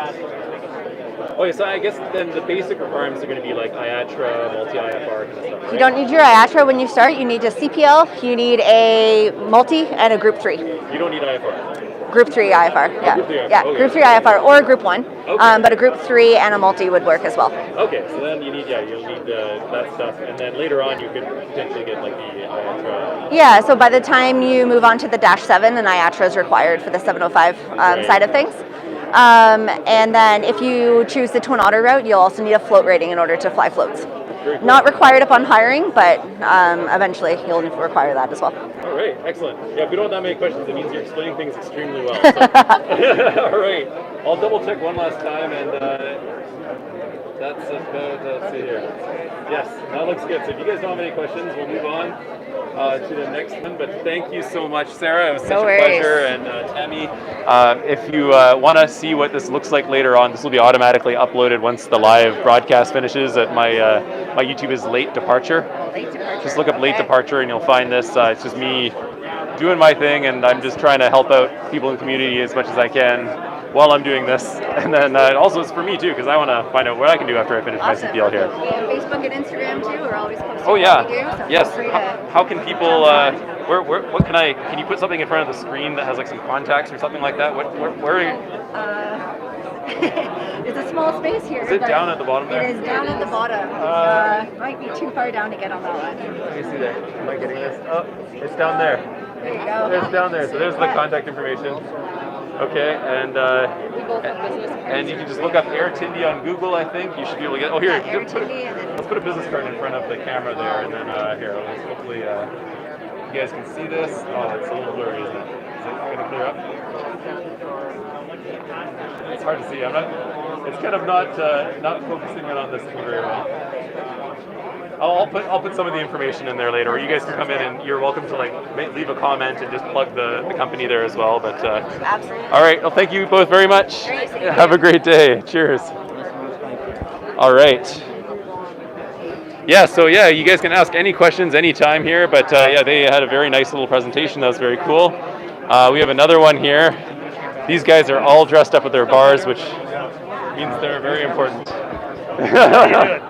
Good, how are you doing? Let me just make sure I have this thing right here. So the next stop on our group of things, I'm going to move this thing around here. So my name's Adam. I think I'm one of the only major airline, I'm not going to say major, but I'm one of the YouTubers here in Manitoba just following my flight journey. And a bunch of people, I study at Harv's, and they wanted to know more about their opportunities. Some of the people couldn't make it out here today because they're flying, and there's some people here from Quebec and from Vancouver and from all over, even some from other countries as well, who want to know what their opportunities are after they finish their CPL and whatever else requirements they need to start working at a company like this. Yeah. So please tell me about Sunwest Aviation here. Well, I'm probably not the best guy to talk about Sunwest flight side, but Marco probably could. Hi, Marco. Hi, how are you? I'm good, thank you. How are you doing? Good. So this is a live stream of just the whole conference here, and we're just trying to figure out. I have a whole bunch of questions, but mostly it's just about what are your operations like, what are the requirements like, what does the training process look like, do you have benefits, and how is the career progression going to look like, and all those things. So please enlighten us on the operation here. You're welcome to use this if you like. It's talking to this side. Sure. I know it looks like I ran over an animal right no there, problem. I'll hold it on to There we you. go. So with Sunwest, we actually operate 32 aircraft with 15 different types. So we're pretty diverse in that fashion. So everything from light turboprops all the way up to heavy turboprops, as well as light jets all the way to heavy jets. Okay. So we've got everything from King Air 200s all the way up to Gulfstream G650. So we do a lot of domestic stuff, but we also do a lot of international flying as well. As for benefits and everything like that, the company's fully set up like that. So pilots all the way down to AMEs to our ground staff, everybody's also under a benefit program. Great place to work. It's Calgary based, most of our positions. We do have small satellite bases in Winnipeg as well, where we have aircraft based. So it's a great place and awesome work environment. The people are amazing to work with. And so how does this work? So you finished, I just almost wrapped up my CPL here. I think on my last 2.5 hours or something in my peak time. Right. And so once I finish that up, what do I need in terms of, multi-IFR, going my IATRA? So, and then how does the progression work? Right seat on King Air or? For sure, yes. So it really depends on the aircraft. A lot of our aircraft are contrailed required. So everything that we fly, more or less, other than the King Airs, the smaller ones, the 200s, require you as a first starting off pilot to have an IATRA license at minimum.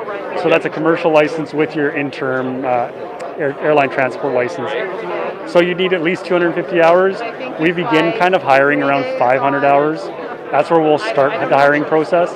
But once you actually move into sort of wanting to go into a jet or something like that, we're looking around the 2,000 hour range. Captains will start hiring around 3,000. So more or less we're looking to start off at Sunwest. We're looking for people with a little bit of experience, but definitely a place to start your career. It's a great place to do it. Okay, and so what is the minimum we're looking at here? Is that going to be up around 500 hours or something like that? Yeah, so around 500.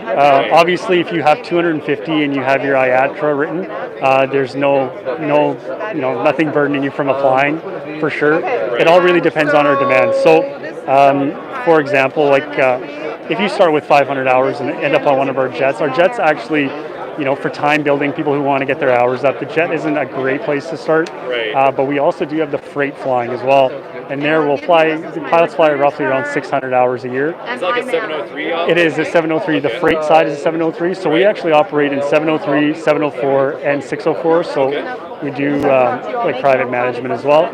So it's definitely a really diverse place to work, and staying there for a while, you can definitely have 15 different type ratings in your license booklet at Sunwest. So yeah, that's very cool. And so why Sunwest? Why would someone? I guess like it looks like they need to have a few hours under their belt before they go there. So if they go to one of these smaller 703 ops, or they start as a flight instructor and they build up their time, why are they going to come to Sunwest? What is the main allure there? Well, the main allure to Sunwest is if you want to be Calgary based, it's probably one of the only places that you can work in Calgary. They'll actually have you home every single night.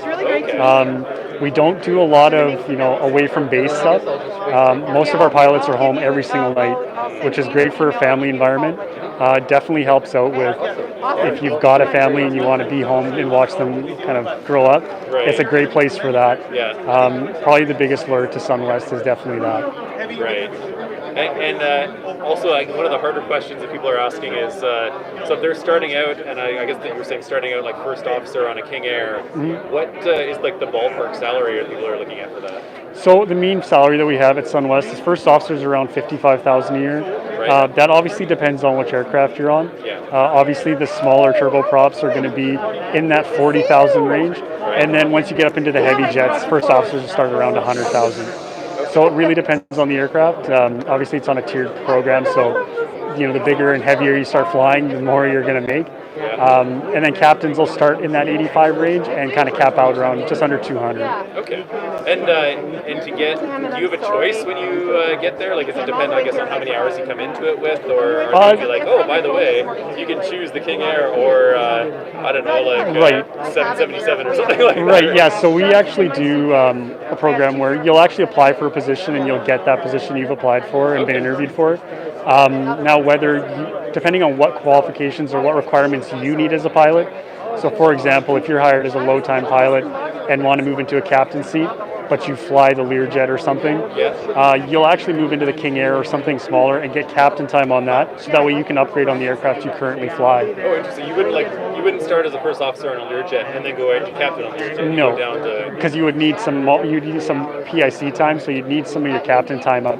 So we'd move you onto a smaller airplane that flies more or does more flying, and then you'd actually build your captain time on that and slide back into the jet that you were originally on, or maybe even upgrade onto a bigger jet. Okay, very interesting. I didn't know about that. And then I guess for like the interview process and hiring, like how is hiring going for you guys right now? Like, are you in the hiring phase? Yeah, so we're actually fairly busy. As you know, kind of Calgary is the hub of now airlines and everything.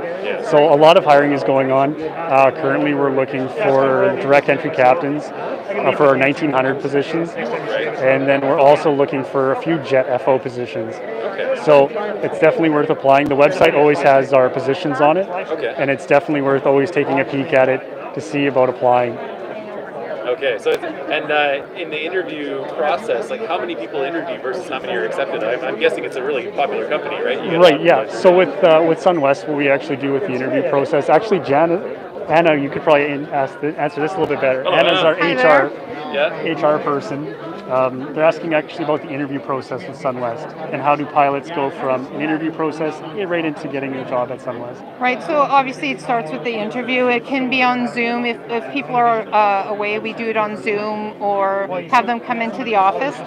Once we've decided on a candidate or two or three, we send them to a sim. They have to go to a simulator. They set up some tests on it and some flying for them. And if they pass through that, we do drug testing before, pre-employment drug testing as well. They would go through that process, and once that's all done, we would make the offer for them. Okay. Hey, I wanted to ask, I grew up my hair for the first time since the pandemic. Yeah. How does hair factor into the interview process? And that do you only hire people with short hair, or is there like as long as you keep it clean and back, you're allowed to do that? There's a lot of debate about this online right now. Yeah, it really depends on the position.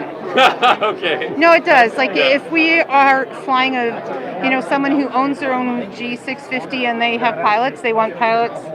Looking like this, the Yes. model pilot. There we go. But on some Very of nice, our Marco. some of our metro that does cargo and stuff, maybe there would be an option to come in that way. Okay. But for a lot of our chartered planes, yeah, there is definitely our dress code. Part of it is hair and stuff as well, beards. Because also beards, right? I mean, if you end up going up high and need oxygen, beards are not conducive to that. So Right, they make it hard to put on the oxygen mask, right? Correct. Yes. Yeah. Yeah. Interesting. Good to know. I have a skin condition, so I can't shave my face too much there. So that's going to be an issue for me. I'm not sure if that's going to make me a good candidate for Sunwing for sure, or Sunwest. Yeah. Yeah. Okay. Well, good to know. Awesome. All right. Well, thank you very much. Thank you. No problem. Let's see if they have any questions here, because these people are asking questions as well.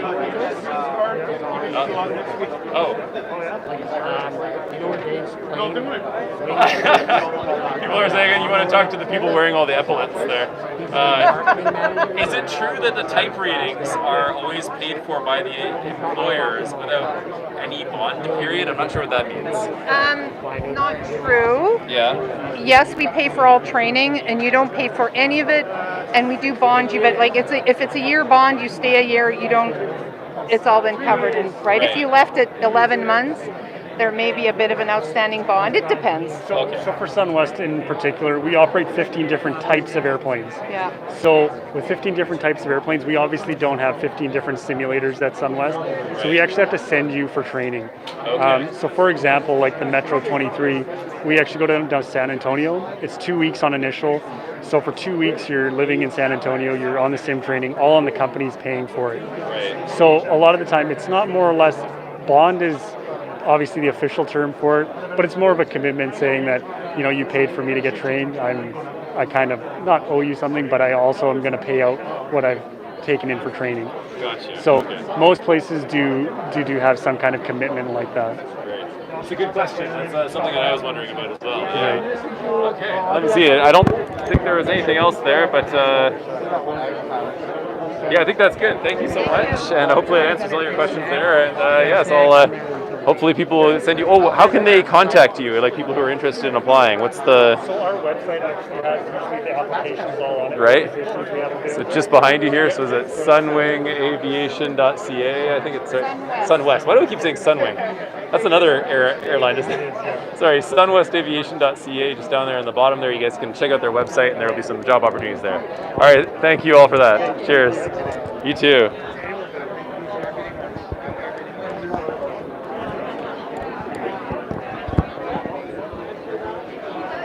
All right. Hello. Hello. All right. I need to drink some water for a second here. This is a lot of work going through all of this, but I've done about half. It looks like I've done about half the room here. So I've finished that half over there behind me, and then all we have now is the half on the other side behind me here. We'll check out the other side there. But yeah, it's very interesting. It looks like. Yeah, there's definitely a requirement where the dress code. That's something else I should ask about some of the more things here, because I grew my hair out, as you guys know, recently, and I might not be able to keep this forever. So I'm probably just going to enjoy this for the next, I don't know, year or so of my aviation career here, and then after that we'll see what happens. I wonder where Michael went. Wish I could find Michael so he could hold my selfie stick for a moment here. But let's go here and let's grab a little bit of water.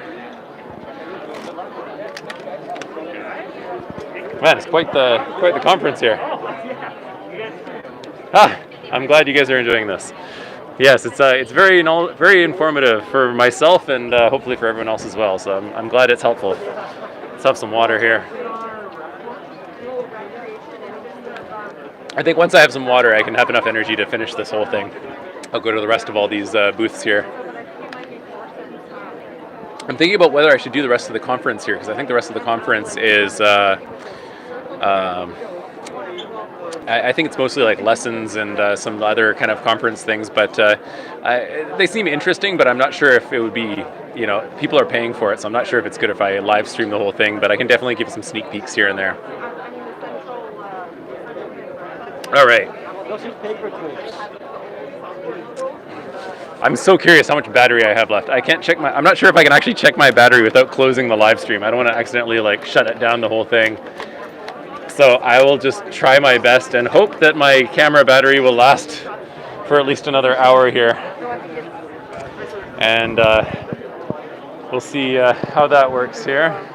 Let's go. I think the next one may be Fast Air over there. I'll see what else, if anyone else has said anything here. Oh, you didn't miss too much. Don't worry. I think you can go back if you missed something. It's not a big deal. But, all right. So let's, an air charter. So this looks like our next destination. Oh, and also we have Rocky Mountain Aircraft here, which we can also check out. So, hello. I'm a local YouTuber here. I'm a YouTuber following my aviation journey. I'm just wrapping up my commercial pilot's license now. And so I have a bunch of people from, I study at Harv's there, but people from Harv's and some people from around Canada and some people from around the world who are watching this. And this is being broadcast live right now out. And so I'm going around and I'm curious to find out more about what opportunities there are and what the basic things are. So what are the requirements for the airline and what kind of flying do you do? What's the career progression? Like, where do you start? Do you start on the ramp? Do you go start a first officer somewhere? What are the benefits like? Salaries? Just like the whole shebang, basically. So would you like to tell us a little bit about Rocky Mountain Aircraft here? Sure. We're a little bit unique from most of the other companies because the fact our primary business is aircraft leasing. Oh, leasing. So we own a fleet of 30-odd aircraft, twin turbines, leased out worldwide, operating on every continent. Oh, interesting. So the majority of our workforce is maintenance. Okay. Because the aircraft come back off lease, they need a lot of maintenance doing to them after that. So that's what we do. So we don't have any pilots, we don't operate anything. So for maintenance staff, if you want to get in there, you need to have completed a 2-year Transport Canada approved maintenance program. Gotcha. And then you can join us as an apprentice and work up from there. That's good. For those of you who are asking me, what about maintenance? What about other non-pilot jobs? This is one of them right here, so maintenance and stuff. Well, that's very cool. Thank you very much. You're very welcome. All right. So let's go into the next thing here. We have Fast Air. Fast Air, I'm going to assume they offer some fast service of some kind of thing, and maybe some kind of, I'm not sure. What kind of operations are you guys doing here at Fast Air? Are you available, or should I come back later? I'll come back later. I'll come back. We'll check out Fast Air in a little bit, guys. And let's go around. What else do we have here? There's a maintenance engineer. I'm sorry for those of you who are interested in more like, those of you who are more interested in maintenance kind of stuff, because I'm mostly covering pilot-related things today. What is this? Canadian North Air Truck Technician. Let's see. Oh dear. Oh dear. Is this? Are these like maintenance positions or flying positions? What kind of? Okay. Sounds like we're at the right place then. So. Talk to Danielle. All right, Danielle. With HR. So I'm Adam. I'm just finishing up my CPL here at Harbour Air, and I have a YouTube channel in Manitoba where I cover aviation in Manitoba, and I'm live streaming this right now. So there's a whole bunch of people watching this. And yes, and these are the lovely people at Canadian North, and so we're looking at mostly pilot-related things, and so flight attendant. Flight attendants as well, yeah. Yeah, so we do hire pilots, we do hire flight attendants, we are hiring some, do I have to hold it? Oh, you can hold it if you like. Yeah, it's just face it. Here we go. You just hold it this way. There you go. There we go. Yeah, so we're hiring so pilots, flight attendants. We are hiring some maintenance positions as well. So even if you're not really sure where you fit, we want to see you. We want to talk to you. We're going to follow up with everyone once they come to our table. We have lots of free swag to give around as well. Magnets, bag tags, all fun stuff. But yes, we have lots of positions open. Our career site has everything listed if we haven't mentioned them today. So you can check out canadiannorth.com/careers. Do you have that on one of these cards here, the address? Yep, it's all here. There you go. And then the email to apply is the recruit@canadiannorth.com. Check out this Canadian North. company and all the information at the bottom of that card there. And then if you look on the back, you can see all the departments that we do hire for. So that's all on the. Hiring right now. You can see on the back here. Yeah, we have lots of positions available. And can you just tell me about? Do you know much about the process of pilots here? Like, how do they start? Do they start on the ramp? Do they go right into the right seat in an aircraft? And how does the progression work? It depends on how many hours you have as a pilot, and if you're a new upcoming pilot with not many hours, I definitely encourage you to check out kind of cargo jobs or some smaller positions like that. Customer service, anything maybe on the ground, so that you can build your way up and move within the company. So that's pretty cool. We have lots of people who started from the bottoms and now are flying our 737. So totally depends on how many hours you have, but we definitely want to talk to you if you have about 1,500 hours, and we'll go from there.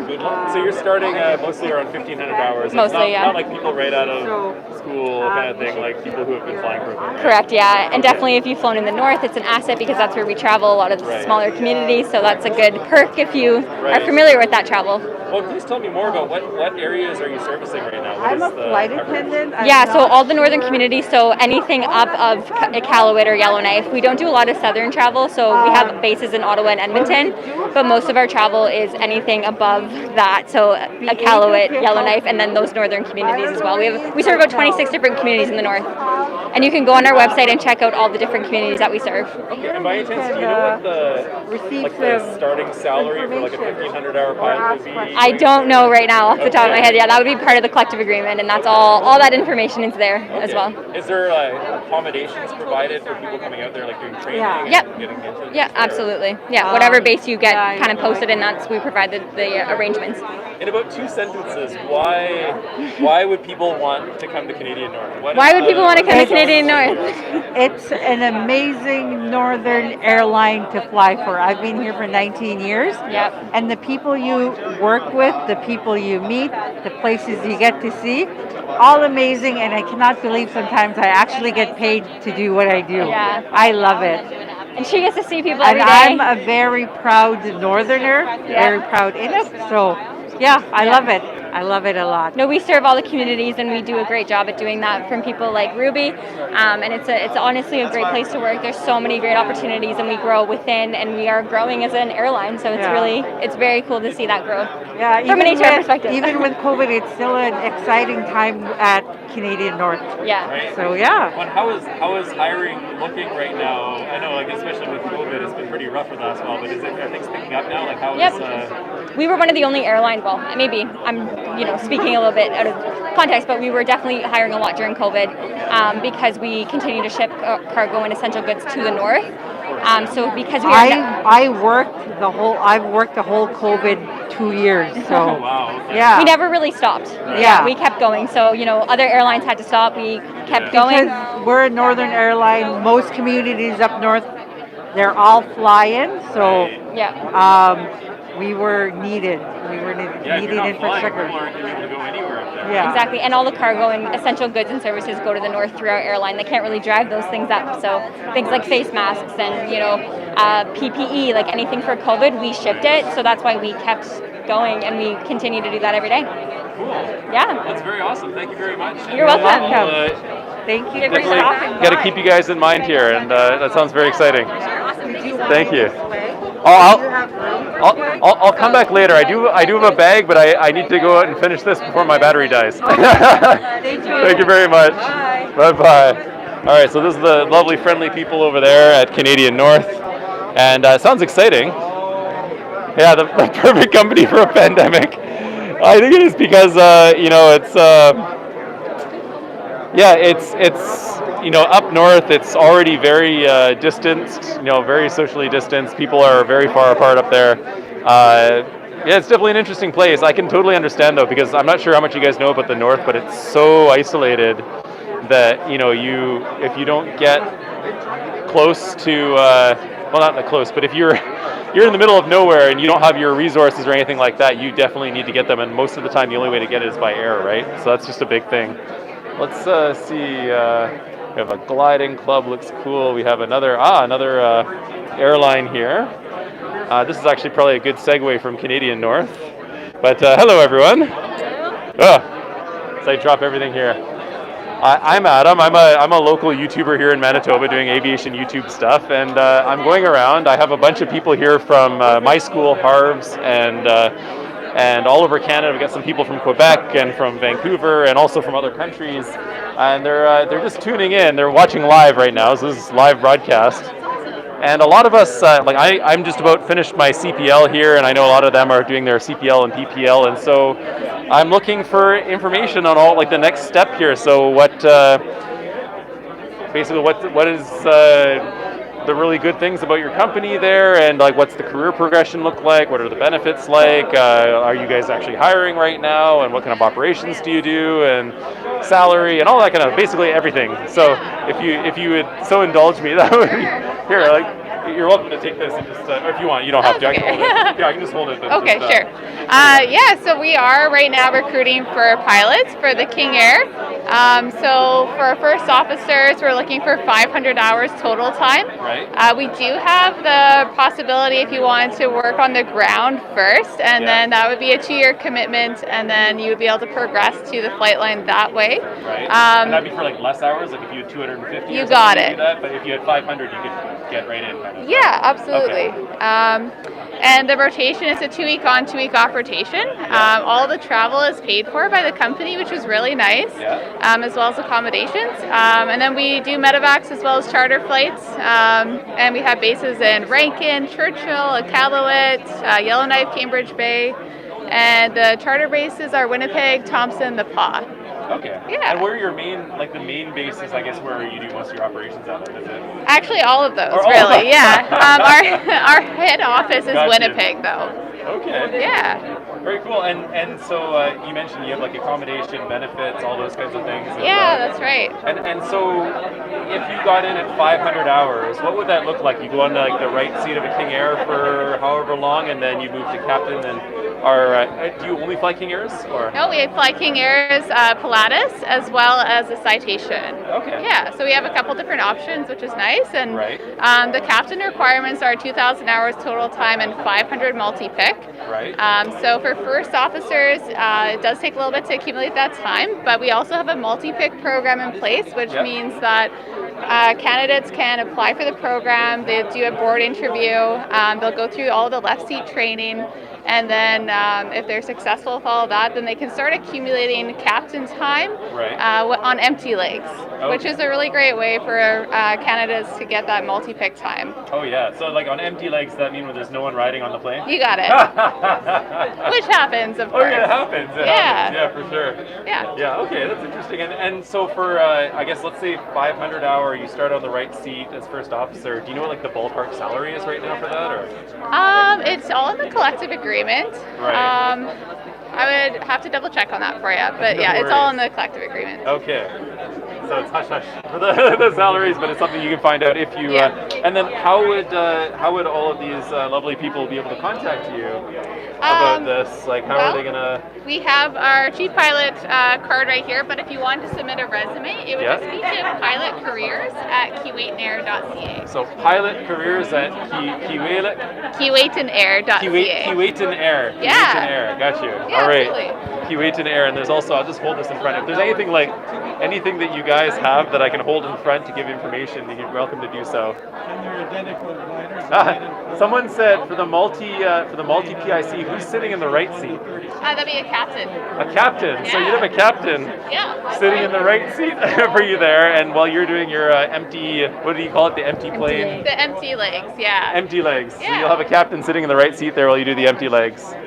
Yeah, on the empty legs there. Yeah, so that's very cool. You have a captain sitting on right seat, so get some good experience as well, because the captain can say, "You're doing that wrong," or something like that. It's right? very safe. So it is. It sounds like a nice kind of like mentorship sort of program that you guys have set up there. Yeah. And what about in terms of like how much you're hiring? Because I know we're coming out of the pandemic here. Some people aren't hiring very much. Where are you in terms of like bringing in new pilots at the moment? We're pretty active. We have a couple ground schools coming up in April, and I believe the plan is to keep those ground schools going. So yeah, we're continuously hiring and looking for great candidates, and yeah. Okay. So you're bringing in a lot of people. And also another thing is, and what people are asking me is, I know like a lot of a lot of the like the 703 ops and some of these ops here, like some of them are pipeline operations, so they're connected with like WestJet or they're connected with Jazz or something like that. Do you guys have any connections with any of those, or No, we don't, unfortunately. No. Okay, but how is it in terms of pulling the camera weird angle? How is it in terms of like people kind of staying on, like the ratio of people who stay on and work there full time and stay there versus people who are kind of going on and working at, maybe using it as a stepping stone kind of thing? Like, how does that work for you? Yeah. Right. There's a good combination of a lot of people that are very happy and they're staying, and there's a lot of people that are just going to move on and for natural career progression. And yeah. But please tell me, like, what kind of people do you see kind of staying on there? Is it like people like are a lot of the flights like they come home at night every night, or are a lot of them kind of like you go abroad and not abroad, you go somewhere and you stay somewhere else overnight? Like what kind of people are looking for this? Like people looking for adventure, or people who like what style of flying are the people who stay on full time for the long term kind of looking like? Yeah, I think one of the things that people really like is the rotation. The 2 week on, 2 week off is really nice. And then we do have a lot of people that actually live at some of the bases that we operate out of, like Churchill and Yellowknife and Winnipeg. So a lot of those people get to be home every night, which is a big thing in aviation, and that's kind of rare. Yeah. So definitely that, and the flying is beautiful. You get some awesome northern lights, and it's very unique flying. So very challenging and rewarding, though. Yeah, I saw some of the other ones. They actually had the Northern Lights featured in some of their things. I don't know, you might have that in your calendar or something, right? Definitely in the calendar, yes. Oh yeah. And you should definitely take one. Definitely will do. I'll come back later. And if I guess last thing here, I'll check questions as well in just a moment. But in like 2 sentences, why Keewatin Air? Why would like these pilots come and choose Keewatin Air over some of the other ones? What is the big grab for Keewatin Air? What is your I don't know, what do you say, like the thing that makes you amazing, that makes you really cool? I think it's history in Manitoba with aviation and in the high north since the early 70s. It's not every company can last that long, and that's got to say that they're doing something right, and you'll get a heck of a lot of adventure and a lot of hours in pretty good time working for us. Awesome. And how long has Keewatin Air been around for? Since 74? 71. 71. Oh, I was close. It's been around for a long time. Yeah, long That's time. very cool. All right, well, thank you very much. I'll come back later, definitely, and check out some of these calendars and whatnot. And thank you. All right. Thank you very much. You too.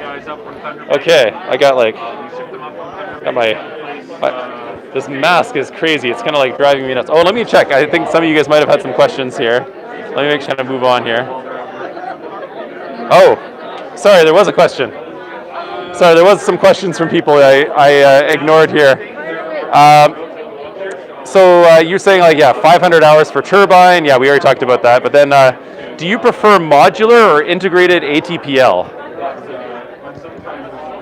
So like people who have done it at like a university and done like an integrated program where it's all together, or people who go to somewhere like Harv Air or one of the smaller airlines? It doesn't matter, guys. See, we've been saying this for the longest time. It doesn't matter if you go to a university or you do it yourself. But yes. All right. Thank you. There we go. So hopefully that answers all your questions there. If you have any more.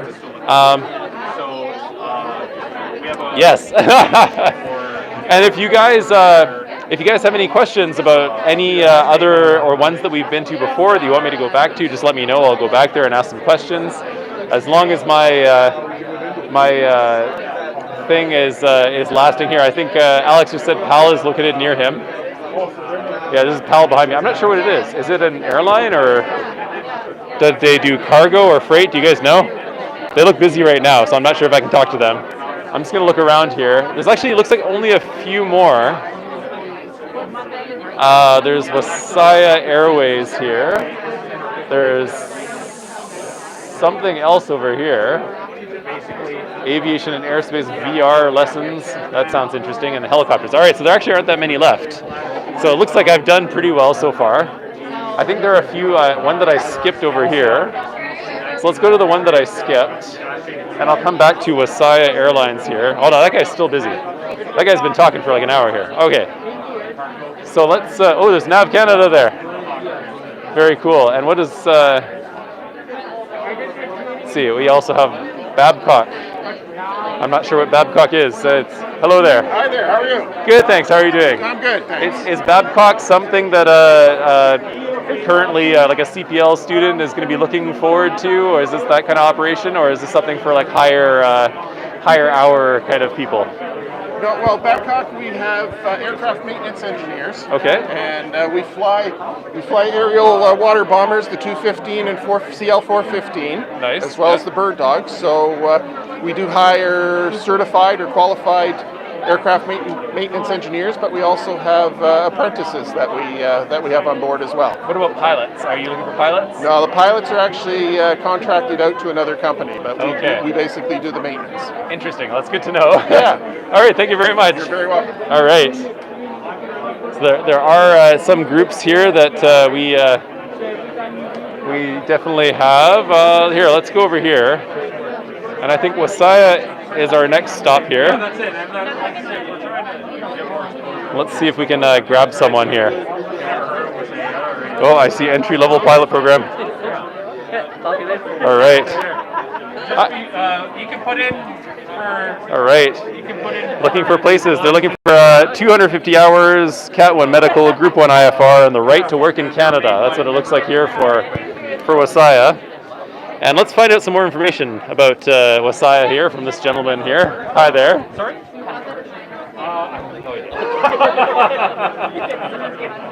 All right, so my name's Adam. I'm a YouTuber here for aviation in Manitoba, and I'm live streaming this to a whole bunch of people right now from here in Manitoba, but also from around Canada. I think some people from around the world as well. Oh boy. And a lot of people who are interested. A lot of us are like I'm just wrapping up my CPL right now, and I know a bunch of people also watching this who are doing the same. Okay. Where I know some people want to be flight instructors, but some people are looking for some real flying experience, out in the Canadian North and all that kind of stuff. And yeah, so I'm just basically asking about, like what's your operations like? What is the kind of like career path? Like what's the progression look like? What are the benefits, accommodation, the whole shebang basically? Yeah, so basically, I'm a production manager for the maintenance side. Okay. But basically we do a passenger charter cargo service.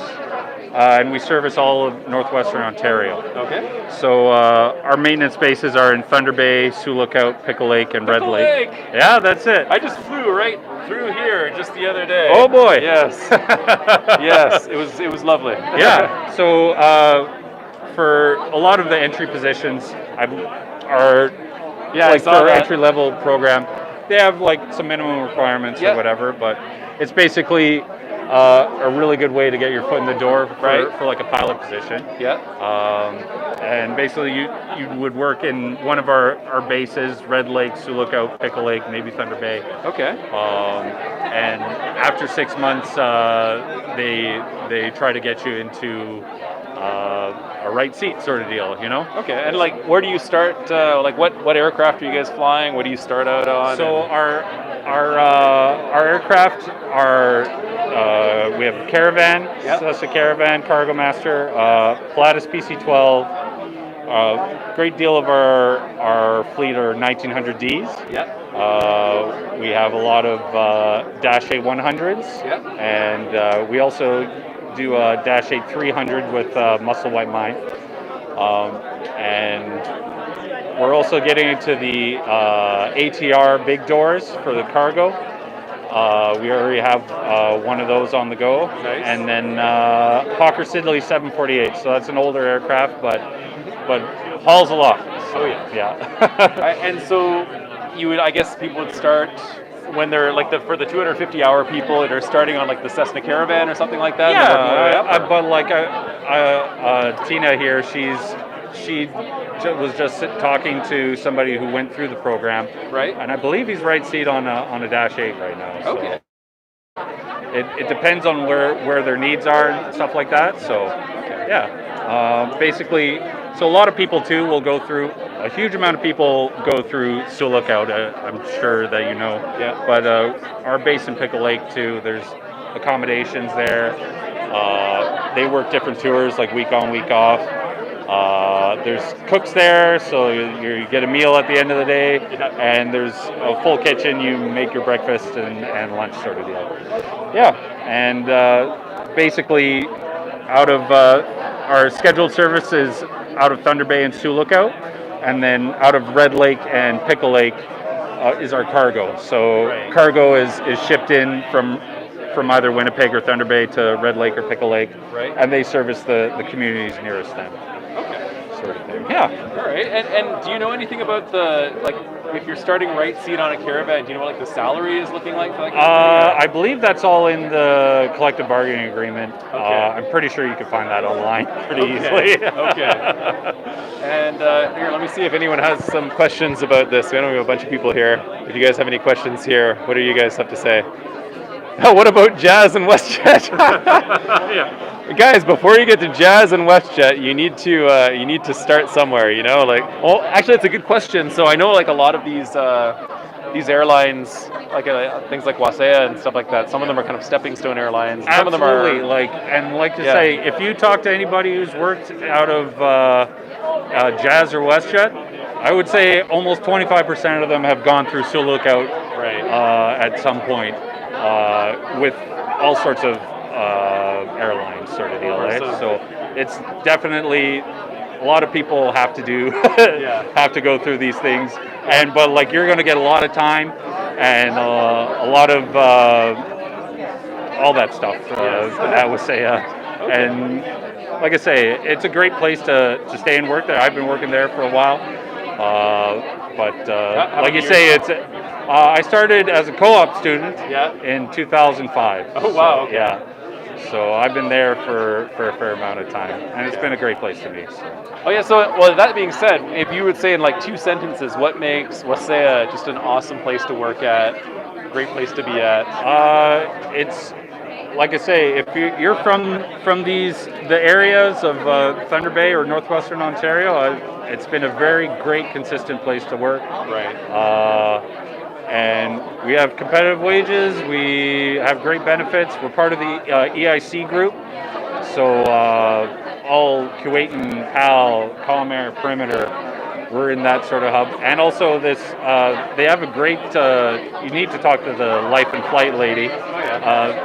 If you're interested into getting into aviation, either for AMEs or as a pilot, and you don't have the training or whatever you need, they have all sorts of apprenticeship programs for that. Very too. cool. Yeah. I'll definitely be talking to them as well. Absolutely, yeah. And we would be one of those companies that you would get into the apprenticeship with, and then work for one of these companies. Very cool. Yeah, I'll definitely have to talk with them as well. Yeah, cheers. Take care. All right, thank you. All right. So that was Wasaya there. Wasaya.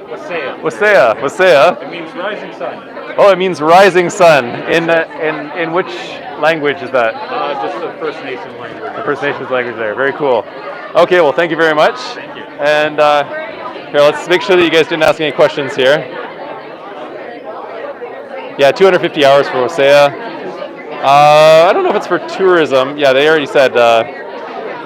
There is a Jazz here, or no, sorry, there's WestJet, but I'm not sure exactly what they're doing. But actually, like I mentioned a moment ago, WestJet typically and Jazz, they have a lot higher hour requirements. So it's something you go on as a second stage, as far as I know. Instead of just going there right away, you would actually you would work at one of these companies first. So we'll actually go talk with PAL here as well.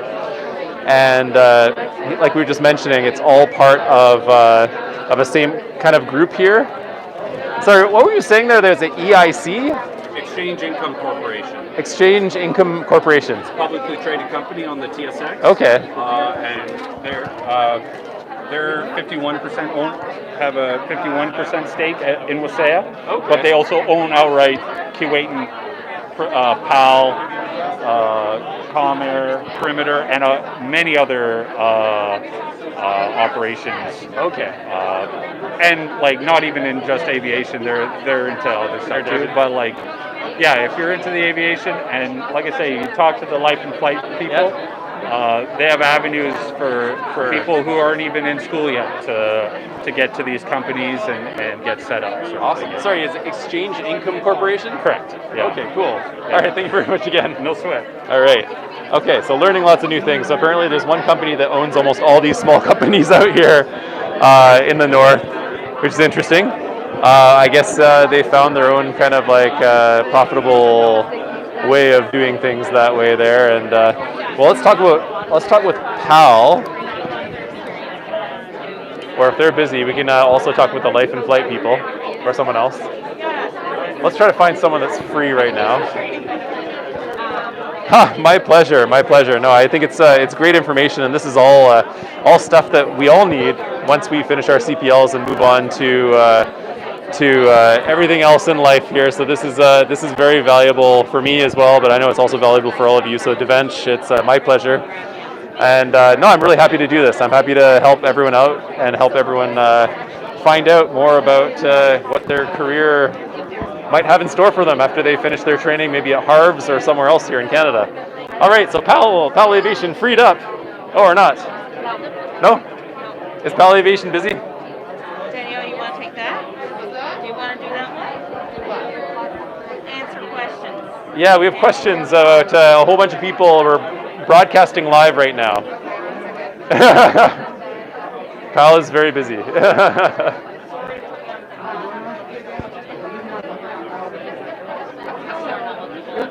Hi there. Hi. So my name is Adam, and I'm a YouTuber here in Manitoba for aviation. Okay. And right now we have a whole bunch of people from Canada and in Manitoba here, but also from around Canada and the rest of the world, who are doing like their CPLs, and they're looking at the next stage, and they're wondering about what's in store for them in terms of the company. So I'm going around talking and just looking at what general information. So what are you guys about, and like what does the career process look like? Like where do you start? What's the minimum hour requirement?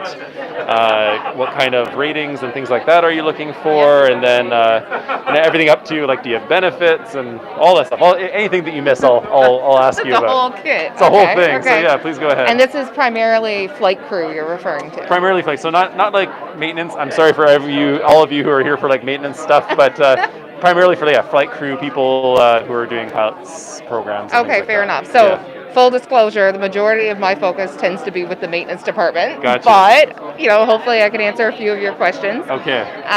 So yeah, we're here with PAL, and I guess it's probably easier to reference the logos there. Right. So PAL is a group of companies. We're a part of the Exchange Income Corporation. Yeah. But we operate a bunch of different business units under our umbrella company. Okay. So here in Winnipeg, our operations are PAL Technical Services and PAL Aerospace. Okay. So it's strictly a maintenance organization in Winnipeg right now. Right. So PAL Technical Services is operating an MRO out of the old CAMAIR hangar.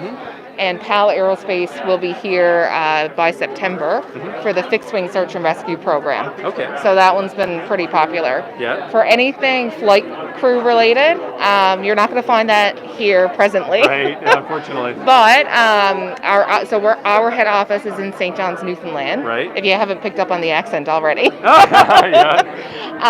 So PAL Airlines operates out of there. So they fly mostly Dash 8s and a couple of Beech 1900s.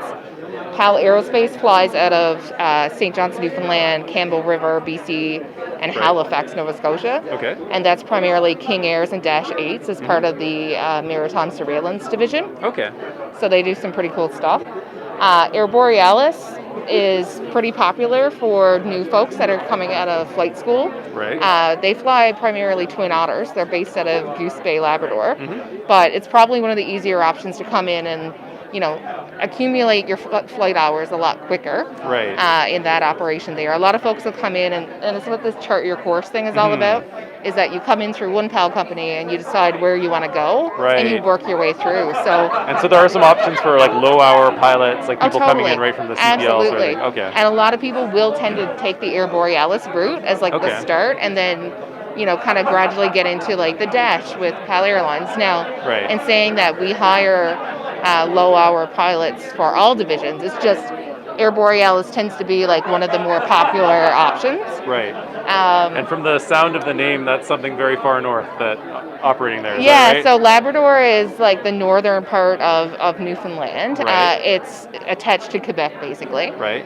So their head office is in Goose Bay, which is like central Labrador, but they service all the northern isolated communities. Okay. And it's a partnership with 2 Aboriginal groups in Labrador. So cool. Yeah, it's a pretty great operation. MFC Training is another one of our companies, so that's otherwise known as Moncton Flight College. Right, Moncton Flight College. A lot of you, all you guys asking about Moncton Flight College. So this is one of maybe the connected groups to that, right? Yeah. So they fall under our PAL banner of companies.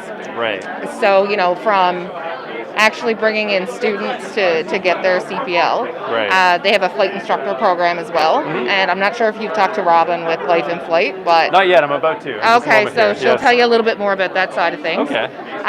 But yeah, so there's a lot of opportunity, I guess, within the PAL group, depending on what it is that you're looking for. Right, okay. Yeah. So as part of EIC, we've got a lot of those perks and benefits as well, just falling under that group of companies. But we had some of our own too. So actually, I think I'm probably blocking it. This careers at PAL.com. Yes. So that's our recruitment portal. There's usually anywhere around 100 vacancies at any time that's listed there. That's a lot of vacancies. Yeah, so a lot of that is, growth, like bringing in new locations, people moving around internally. Yeah. So all positions will always be posted there, and there's some infographics on there about your perks and benefits as well. Okay. So, it's a pretty good spot to just drop in and kind of see what we're all about. Very cool. Yeah. I think someone was asking about PAL earlier on. What was it?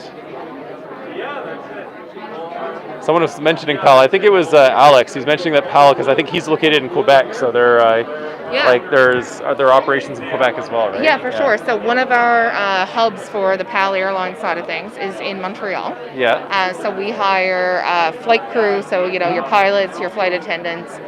We've got a maintenance division there as well. Right. Customer service, all that good stuff. Oh yeah. And we also fly exclusively through the Quebec North Shore. Okay. Yeah. Very cool. So there's a good presence in Quebec for sure. It's growing big time. Yeah. So that's primarily on the airline side. Okay. Yeah. Well, it's cool. Thank you very much. That's I think. Unless there's anything else, do you have any like 2-sentence thing about why PAL instead of anywhere else? I mean, I could go a lot more than 2 sentences, but I think the whole chart your course thing kind of speaks for itself. So it's our employee value proposition. You can basically come into PAL and become almost, outside of like maybe a doctor, you can become almost anything. Right. We're over 1,600 people. We're a global company. So you can come in if you want to stay at home and have one career focus, you can do that. If you want to come in and become a pilot that wants to become an accountant, you can do that too. Cool. The opportunities are pretty endless. So. Very sweet. Thank you. Yeah. Well, thank you very much. And No problem. so you guys can, if you have any questions, let me know. I can come back to PAL and ask them here. Sure thing. Absolutely. All right. Thank you so much. Thank you. Have a Cheers. good day. You too. All right. Well, I was looking for more like specific hour requirements, and that's unfortunate. Some places don't exactly have that, it looks like, but I think I'll come back to the Life in Flight in just a moment when she's not so busy, but I might see if I can try to grab someone from Perimeter here. Because Perimeter is one of the big airlines here that I know a lot of people want to come work at, and it's a great place for, I'm not sure if they take people right out of CPL, so we're about to find out, hopefully. If we can rustle someone up from Perimeter here.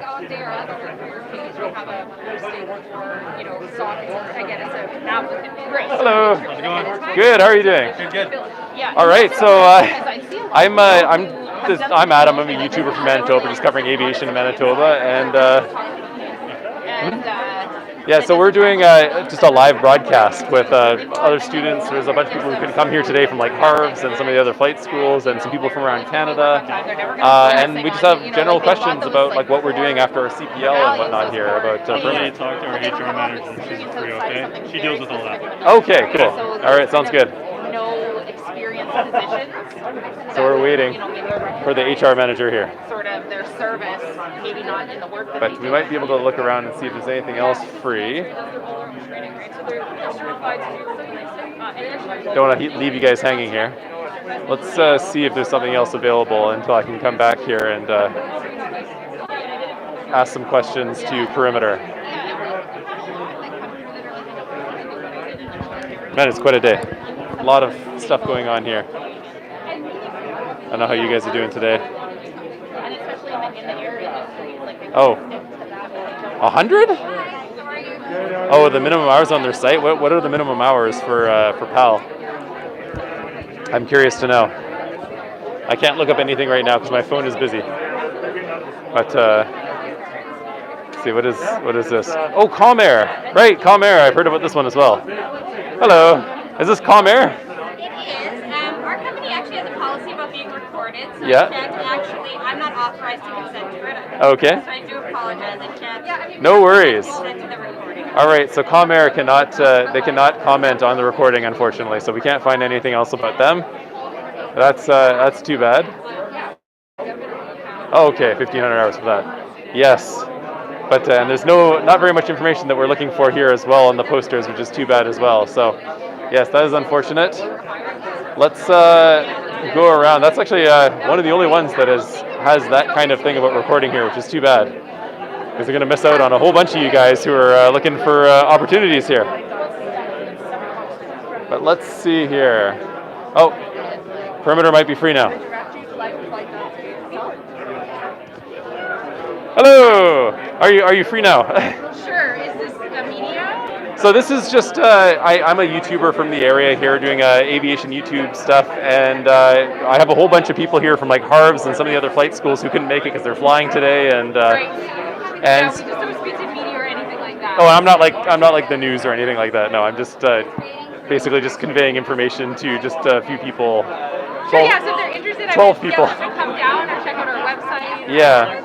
Well, would you be able to answer some questions just about like minimum hour requirements and like what the career progression is and stuff like that, or? Or if you don't speak to like media or avenues like that that are posted through social media or anything like that. Sorry, I don't understand. What was that? Like we don't do any interviews or anything like that. We post it on social media. Oh, okay. That was outside of our social media. Oh, okay. All right. All right. No worries. That's too bad. Okay. So Perimeter does not want to comment on social media. That's too bad. This whole side of the room has that kind of that sort of thing, which is again like too bad for them, because it means they're going to be missing out on a whole bunch of stuff. But yeah, like I think it's only a few. It's just Perimeter, it looks like, and Calm Air.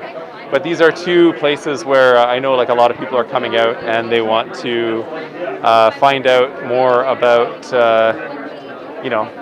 They're one of the two places that some of the lower hour pilots go, but I'm not sure exactly if you can get to them through like the lowest avenue. You might have to go through some of the smaller cargo operators, because I think Perimeter and Calm Air both do passenger operations, and so that's another whole kind of thing. So yeah, that's too bad. I might be able to find out some stuff offline. Hide the camera. Yeah, I might be able to find some stuff offline and then post it, but I'm sure they do have some things there. Again, yeah, it is really too bad that they don't want to post anything about that, because it is, you know, a very good opportunity for all of you guys who can't come there in person, right? But maybe we'll go check out the Life in Flight people, if they're allowing social media kind of stuff. So we'll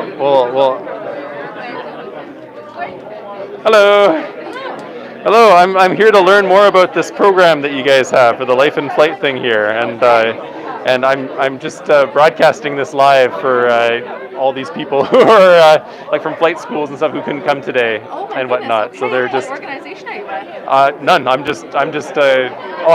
training at Harbour Air, but I'm just a student finding more information. Okay, I'm happy to speak to you. Wonderful. Yeah. So I heard that from some of the people around here that you guys have a really cool kind of like mentorship program and all that kind of stuff about what is it? I'm looking for like a website address or something. Oh, you have one over there in the back too. Certainly Right behind over there. you. Yeah. And also on the bottom of the information Oh, great. section here. Here, I'll just take that, and then they can take a look at that.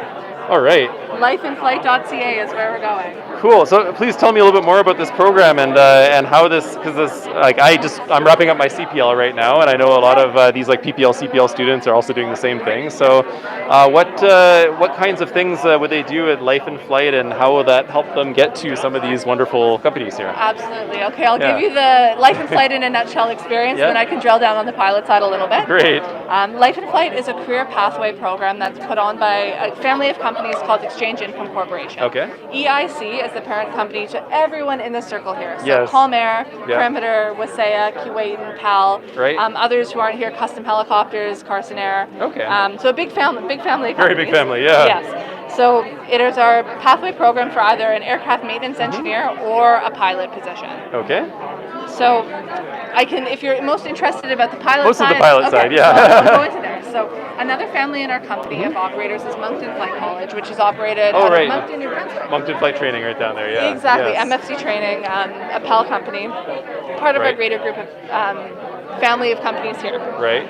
So with Life in Flight, basically we've created a program that can take a student with zero experience up to a guaranteed career with our operators. Okay. So that includes an interview up front, obviously, to make sure that everybody sees, your future with this group of companies, which is great, because once you're accepted, you know that you're going to work for Calmair or Perimeter or whoever it is that you're interested in working for.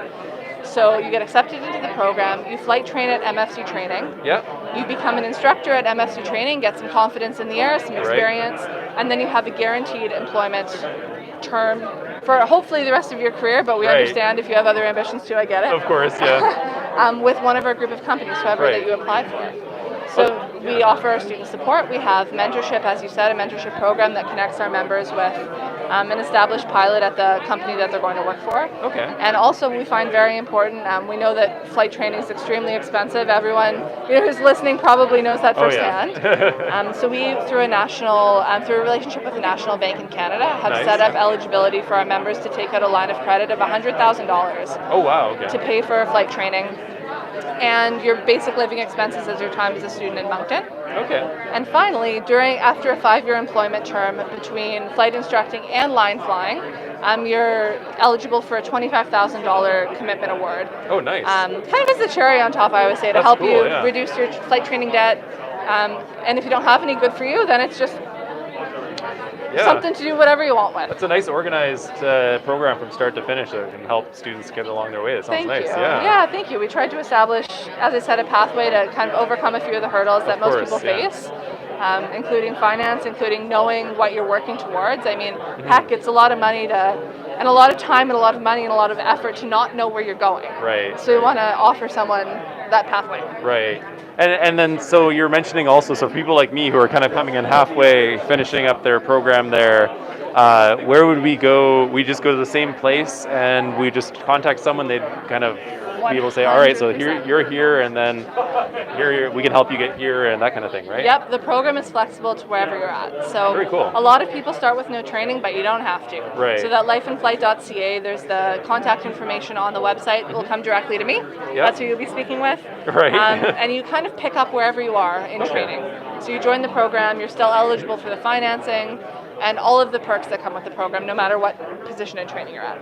Excellent. Oh, that's very cool. So that's something for all of you guys there. You can check out lifeinflight.ca there. And I know there are some people from around the world here who are...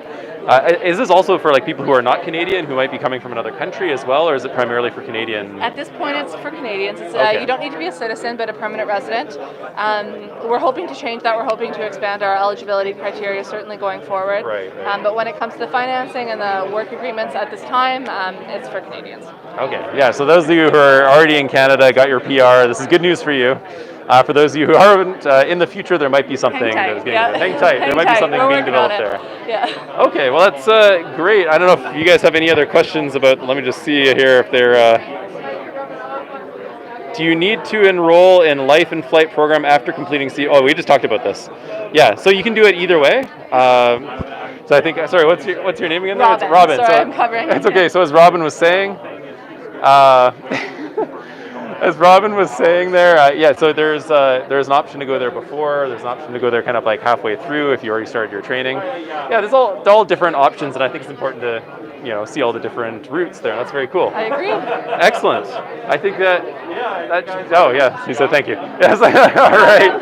Thank you so much, Robin. Appreciate it. You're welcome. Great to speak with you guys. Cheers. Thank you. Bye-bye. So yeah, like that seems like an interesting option for some people. I know when we did talk about in the group about like Moncton Flight Club and stuff like that, it kind of has like a few mixed reviews here and there, but that is a really good program to have, kind of like a nice program that spans from beginning to the end for, I don't know, some Canadians who want to try that. I'm not exactly sure what the program is like, but it's nice that they're taking initiative, honestly, because when we talked about this with a few pilots before, Like last week, the week before last actually at Harv's, we had a really cool pilot who's a former instructor at Harv's from Oman Air, and he was discussing how important it is to make these connections and find the pipelines from where you want to go or where you are to the airline you want to go work at. And so in that sense, it's nice to have the path a little bit more simple and laid out before you. So this the EIC corporation there, they own a whole bunch of these airlines there, so they can help you kind of get directly into one of the airlines. Now, I'm not sure about like the guaranteed position kind of things, but you know, like it is nice that at least they're kind of putting something forth that makes it a little easier for people, because it seems like it's pretty challenging. I haven't gotten to that point in my career yet where I can actually like search for airlines and things like that, but it definitely is challenging to find your way to get to where you want to go, you know? And so it's nice to have something like that. But again, it's a whole other thing. We have the Civil Air Search and Rescue Association here as well, which is, as far as I know, it has quite a high hour requirement for a lot of the planes in that. Is that right? Oh no, I was just saying it's quite a high hour requirement typically for search and rescue kind of things, isn't it? No? This is a volunteer. It's a volunteer okay. organization. Okay. And we're out to save lives. Basically, like we assist the military, we assist the RCMP in searches. Okay. For people who have maybe had some bad luck in their flying or hunting or whatever, and so we assist in locating them. Okay, so it's a volunteer organization for people, people who I guess have planes that are able to come in and help people out, right? That's right. Or people who can rent planes. Right. Qualified pilots. Okay. And there you go. Very cool. Yeah. So, or rent planes, like pilots who have licenses who can rent planes. If you have a license and you can rent a plane, and then the CASARA on a search will compensate the pilot for the rental of the aircraft. Okay. Very cool. And teach them, like we get navigators, pilots, navigators, and spotters. Okay. And we are also involved on occasion with the Air Force, where we go and as observers on a Hercules, for example, going to do a search. Right. In the video, well, it's not playing right now, but in the video, I guess you show that kind of process, right? That's right. Yeah. Can you get the video running?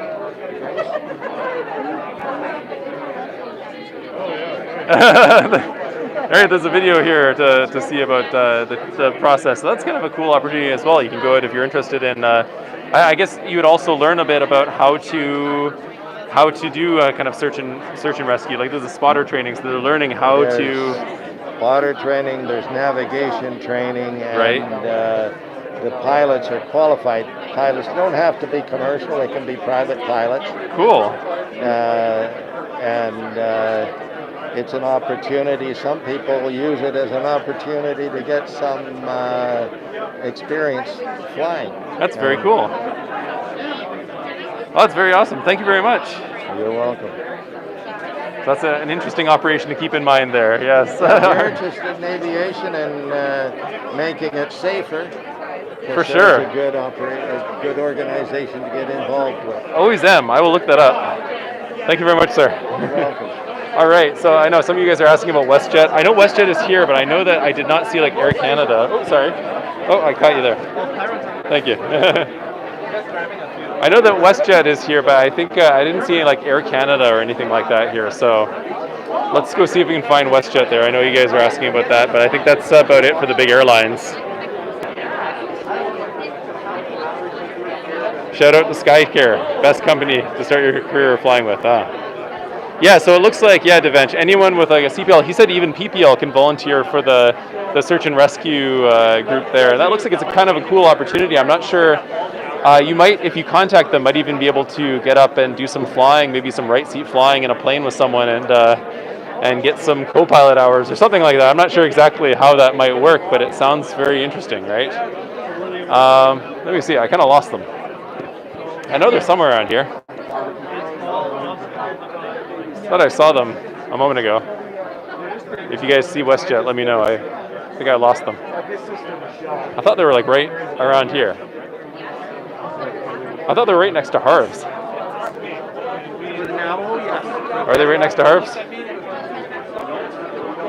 Let's see.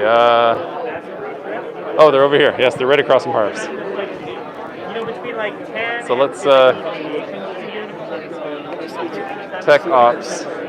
I'm not sure if this is WestJet for pilots. I think this is WestJet like the tech ops or something, right? Yeah, I think it's the fixing in. Yeah, this is the fixing side of things. Yeah, pilots break the plane and. Yeah, they have to fix them. Sorry guys, this is not the WestJet for pilots. They're not going to be talking about pilot stuff here. So hopefully it's yeah. Very cool. Adam's back again. Yeah, we're I think I've talked to most of them there. I think the only one I haven't talked with yet is Fast Air. Oh, then they're finally free. They would be a good one. Yeah, let's find out what Fast Air is all about here. Wait, did I talk with Fast Air? Oh no, the guy's gone now. I'd be chatting with you. Okay, yeah, I'm just a local YouTuber here I'm studying at Harv's, and myself, there's a bunch of students who weren't able to make it today, and some people who are they're flying today, so they weren't able to come all the way to Winnipeg. Yeah.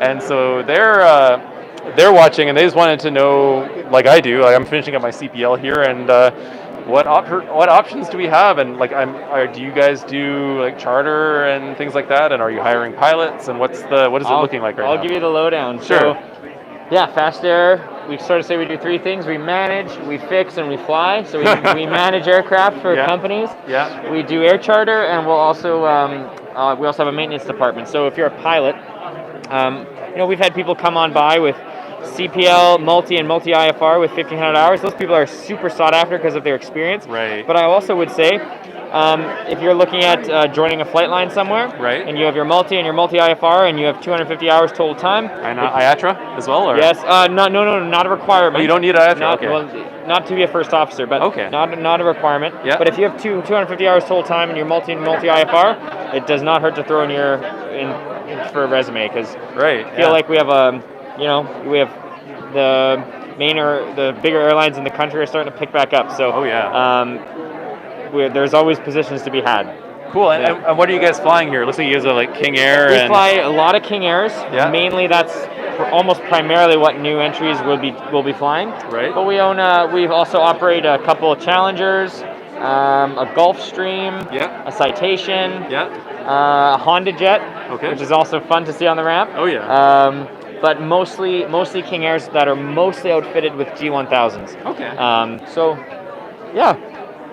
Sounds good. And I guess if you're coming in there, you're starting on the right side. I'm guessing of a King Air probably, it's sort of the lowest, I guess the smallest plane there. Yeah, smallest plane that we have, yeah. And what about in terms of benefits programs and things like that? You guys have full benefits there? Or? Yeah, we have a full benefits plan, pension, and I would also say that we had someone come by who was here, and he's been a pilot on the flight line for about 4 months, and he was just telling me that, if you get the job done, you get what you need to be supported as a pilot. And in terms of benefits, we have a gym on site at Fast Air, which is nice, a nice little benefit, and full pension, competitive salaries, and I would also say that my experience working at Fast Air is that your time off is respected, and when you're off, you're off. Oh, nice. And when you're on, you're on.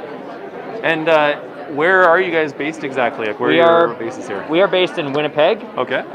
If you're flying for Vanguard, which is our medevac division, you will be based up north in one of the northern stations. That might be Island Lake, Thompson, Norway House maybe. Right. But mostly out of Winnipeg. We also, Fast Air's expanding, and so we also have one flight crew that's stationed in downtown Toronto. Oh, wow. That flies a King Air out of downtown Toronto. Right. Which is super fun. But yeah, if you're at Fast Air, you're in and out of Winnipeg. Oh, yeah. Well, that's good. I know a lot of them here are, most of these are out of I don't know, everywhere else, Pickle Lake and everywhere far north there. But so this is a nice local one. And so in terms of hiring, you guys are here, clearly you're probably doing something like hiring, but how is the hiring right now maybe compared to during the pandemic and stuff like that? Well, I'm still pretty new at Fast Air, so I can't compare it, but I can tell you that we're hiring. And our biggest need right now, hands down, is in our maintenance department. Right. But if you're a pilot, and like I said, throw your hat in the ring, and it doesn't hurt to apply. Sounds good. And I guess other than that, for what was I about to say? The hiring process there, when you guys are doing like the interviews and stuff like that, like how many people are you going through right now? You must be getting a lot of applicants, right? Yeah, we do get quite a few applicants, but I would say, I mean, it's a multi-stage process, and I mean, the most hours wins, but like I said, there's not really a month or two in the year where we really push it, and we're always just kind of always accepting applications. It might sometimes be cyclical, but for the most part, it's a constant revolving door. Right. And for new applicants, 'cause like I said, we always have one or two people who are moving on or doing whatever. So, we're always accepting applications. Yeah, always. Speaking of moving on, so like, do you have like a lot of pilots staying? Like, what percentage of pilots are staying there versus how many are, maybe using this as a stepping stone to go on to, like one of the larger airlines? I think there are some pilots who've been headhunted by Jazz and Porter, maybe. Yeah. But we have pilots who are thousands and thousands of hours who have done so many different things and then have landed at Vanguard or landed at Fast Air because they like the environment. Right. We have many career pilots at Fast Air. Okay. People who have flown all over the world, and I'm thinking of one pilot right now. He's flown in Papua New Guinea and in Africa, and he's flown with the airlines, and he came back to Vanguard because he likes the tactical flying. Right. So, but I would say, I mean, of course, there's pilots who it's their goal to get into a passenger airline, so it's a bit of a stepping stone. But I wouldn't be surprised if you want to get into a passenger airline. I wouldn't be surprised if you get to Fast Air and then you're like, no, I'm just going to stay here. Yeah, because it's really good. And is it a lot of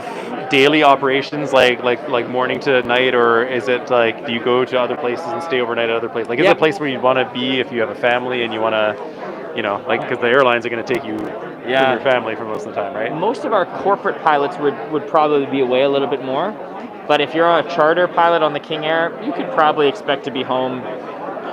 Right. If you're flying for medevac, you might be away a little bit more because if you're stationed up north. Right. And it's just the on-call nature of it. But if you're a charter pilot, and that's where our new entries start usually, then you'll probably be home. Okay. Yeah. So someone just asked on here, what's tactical flying? I would say tactical flying is hands-on flying, not too much autopilot, probably down to minimums quite a bit, flying into gravel strips a lot,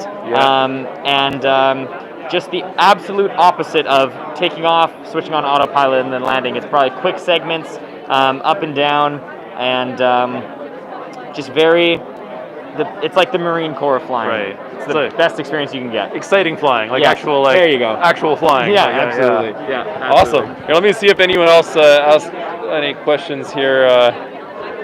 Do they have a ground-to-air program? How many bases do they have and where? Wow. Okay.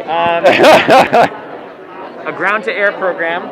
My advice would be to, if you're wanting to fly, focus on flying and don't focus on getting your hours up and then apply to be a pilot. Right. We don't really have an official ground-to-air program. We want to keep and treat our ramp people really well so that they stay there. Right. We have, so for charter, we have bases in Winnipeg, in Toronto, but Toronto's just one crew, so really it's Winnipeg. Right. For medevac, we have bases in Winnipeg, Island Lake, Thompson, and I think Norway House.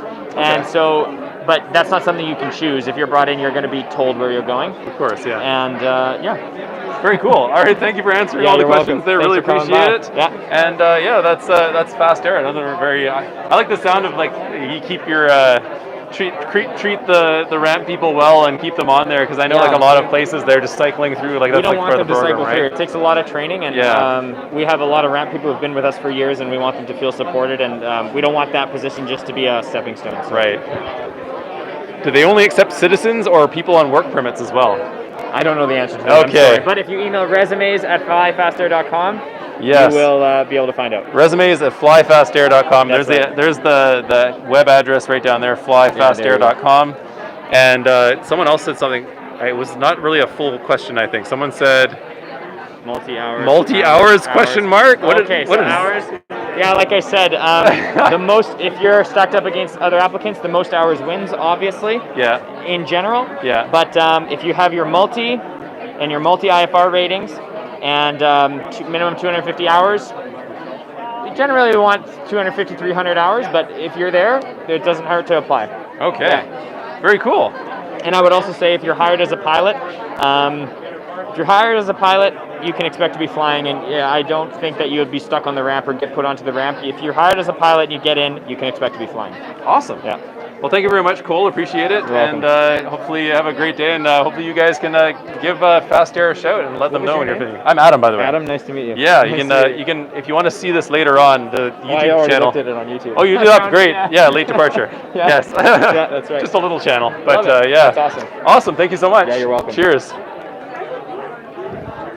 Okay. So I think that's pretty much about everything here. Hello.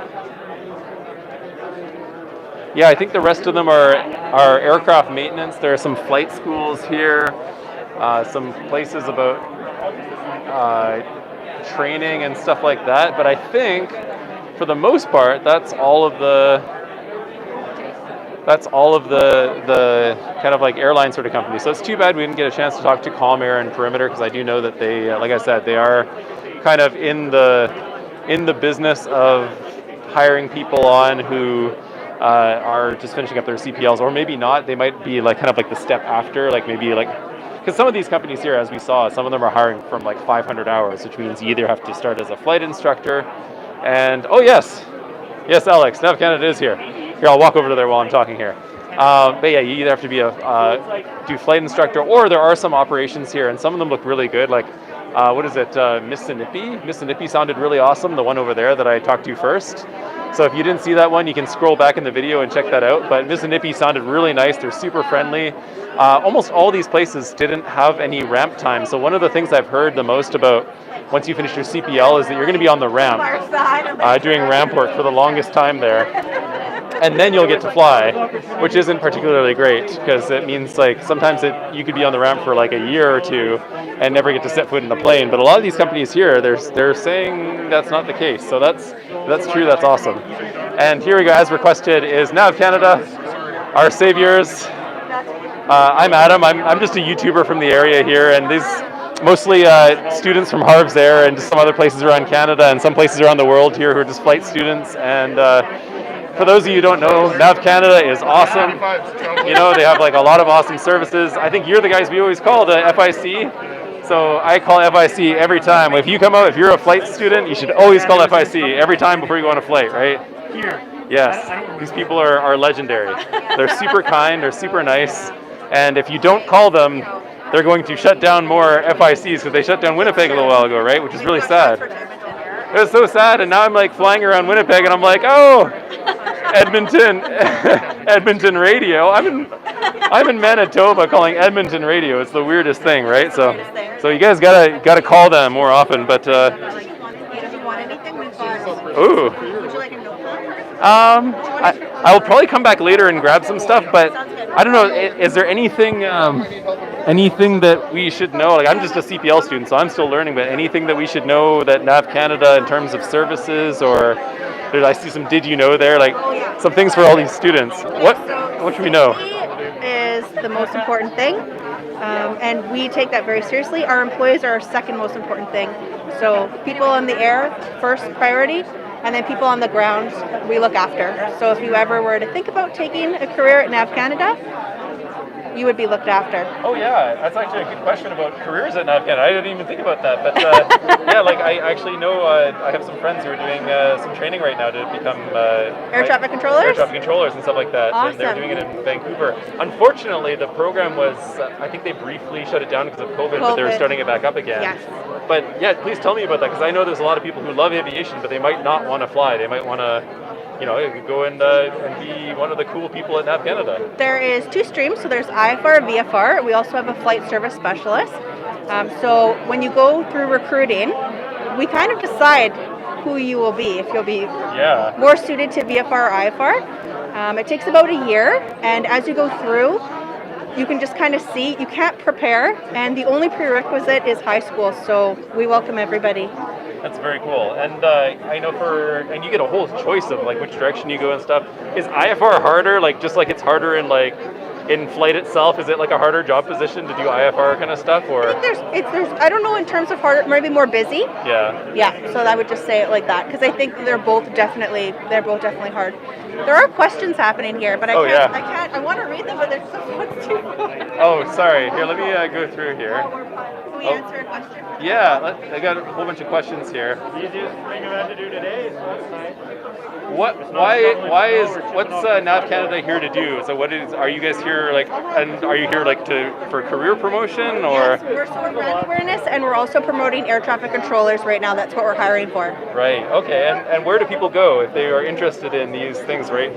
So there's a URL right there. Oh, perfect. Let me hold this up so people can see this. So here's the URL. Please go here if you're interested in going to Nav CANADA. Like I said, it's a very cool place to be and very nice people. Always the nicest people. Like I just came back from a flight. I flew down to New Hampshire and back. Okay. And yeah, definitely the FIC people and everyone at Nav CANADA was a lifesaver. That's awesome. It's a very difficult, very difficult trip, but yeah, they make it so much better. Awesome. Yeah. All right. I don't know if there are any other things here. Some people said they live just a few minutes from Montreal Centre. That's super cool. And yeah, and other people are just talking about random stuff there, but awesome. Thank you so much. Really appreciate it. All right. And those of you who are asking about Babcock, I actually went by Babcock earlier, but they're actually only hiring maintenance. They're only looking at maintenance kind of things. I don't know what questions you have, but if you have questions, what? Still interested in, you're still interested in engineering positions. What kind of questions do you have? Because I don't know what kind of questions people have about these engineering positions. So let me know. I'm going to have some water here in just a second. And you can let me know questions you have for them, and I'll ask them while I'm here. And I'll just, I'll find a spot really quick. I'm going to go over here and just have some water really quick. Because it's, I'm losing all my moisture from all this talking. Too much talking here. All right. And I think after that, I'll probably wrap this up because I think I've talked to pretty much everyone here. And there is something later tonight. There's a rust remover presentation where they're going to do some kind of review for pilots or something like that.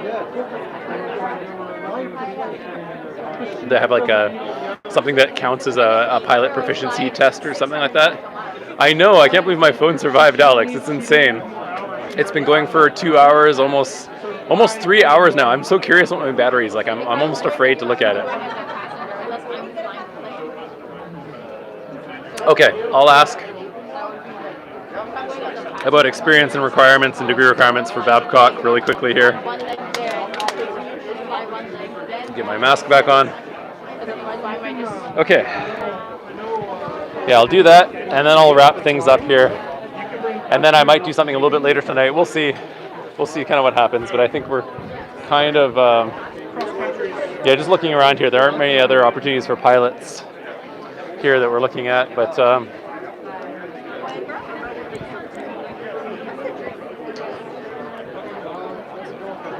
sorry to interrupt you, gentlemen. Someone who is watching, they're interested in aircraft engineering, and they had a question about what your degree and education requirements are for Babcock for the positions you're currently looking at hiring for.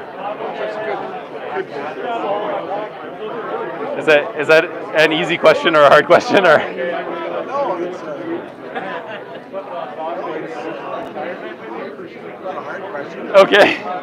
Yeah, so I think you were explaining earlier that you're doing for a lot of the firefighter aircraft there, like the bird dogs and things like that. You guys are taking charge of a lot of the engineering and the maintenance and whatnot for them. Yeah. So there are some maintenance people on here just wondering what you're currently looking for in terms of training and requirements. Is this basic AME level AMEs 1? and stuff. We're looking at. We have apprenticeships that we're looking at. So like entry level. Yeah. Yeah. So we're looking that way. So we'd take anybody. It doesn't have to be entry level. There's if you're on an apprenticeship program, it could be a level 1 through 4 type thing. But if there's a diploma program. Yeah. And then there's then we have whatever other programs are out there. Anything that is, at least you've taken that step into the aviation and made that commitment and you enjoy doing it, then yeah, we're welcoming anybody to apply. And so like any level of maintenance. Yeah. So you just get through the training program, and then through your first level of apprenticeship training from the school. Yep. And then we'll be happy to look at your resume. Awesome, great. Hopefully that answers the questions that I had on here. I was mostly looking at pilot stuff, but I didn't realize that among the group there, the whole aircraft engineer kind of people. So experience, yeah, there you go. So there's the degree requirements and everything like that. Okay. I think that was it. It was only one person interested in the thing, but it's still a good thing. It sounds really cool. I want to fly those planes, but that's going to be a totally different thing. I'd love to be on one when they're doing the training. I know, it sounds amazing. It's a great opportunity for our aircraft maintenance engineers because it's a different, you're not stuck in a hangar all the time. Yeah. You're actually out in the field during the summer firefighting season. Yeah. You may be dealing with some bugs and rain and hot sun, but to be outside and working with the crew and doing something like fight fires. Oh yeah. It's an exciting opportunity. Also a busy one in the summertime out here, eh? It'll be very busy. Yeah. Are you guys in Timmins by any chance? No, Timmins. That would be Ontario. Ontario, okay. That's the Ontario. So you're mostly the Manitoba. Because they're based out of Sault Ste. Marie. Okay. That's their main base.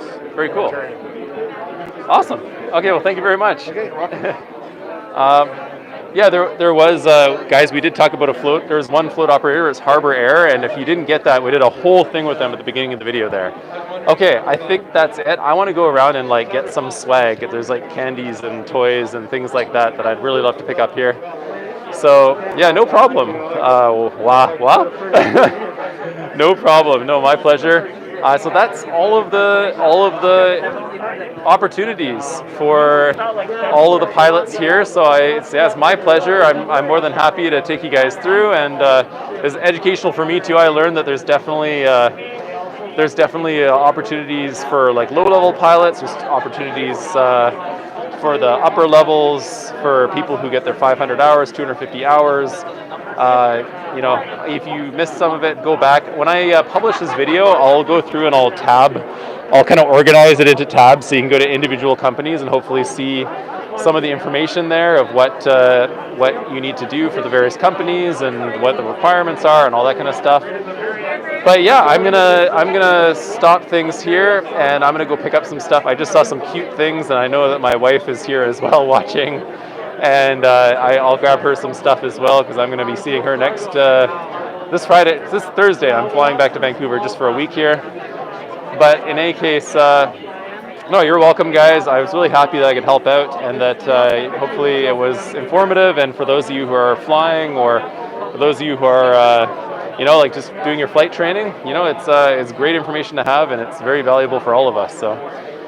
All right, well, this was another part of my late departure. Thank you all for joining me here today. I hope you guys all have a wonderful day. If you're out flying, I know some of these people here are out flying today, so have fun, fly your best, fly safe, call Nav CANADA so that they can help look out for you while you're there. And hopefully you guys have a wonderful day. And 3 hours in this video, but no matter how much time goes through, it's never too late, right, guys? So I'm going to close this up, and I'll see you guys. Maybe I might live something a little bit later today if there is some more stuff. There's a pilot restroom move or something like that. I might live stream that as well. I might also go and ask Perimeter off the camera and Calm Air off the camera about the requirements. I might make a little extra add-on for that, or maybe just post it in the comments down below. But in any case, I hope you guys have a wonderful day, and I don't even know how to turn off the live stream, but you're welcome, guys. Yeah, I don't even know how to turn off the live stream. I have to figure that out here, but I'll see you guys later. I'll have some more videos later on, and the whole live is going to be saved on the channel, guys. Everything will be saved, so you'll be able to see this. After I wrap this up, I think it'll get published to private, and then it will let the battery drain out. And then once I just publish it, it'll be up there. So I'll add some chapters there so you guys can navigate through it easily. And I'll see you guys on Discord and everywhere else. Yeah, it'll be saved, don't worry. This isn't being deleted or anything like that. Hopefully. All right, let's see how we close this. And I'll see you guys later. Have a great day. How do I stop the live? What do I press? Here we go. I found it. All right. Okay, see you guys. I figured out how to close it. And bye-bye.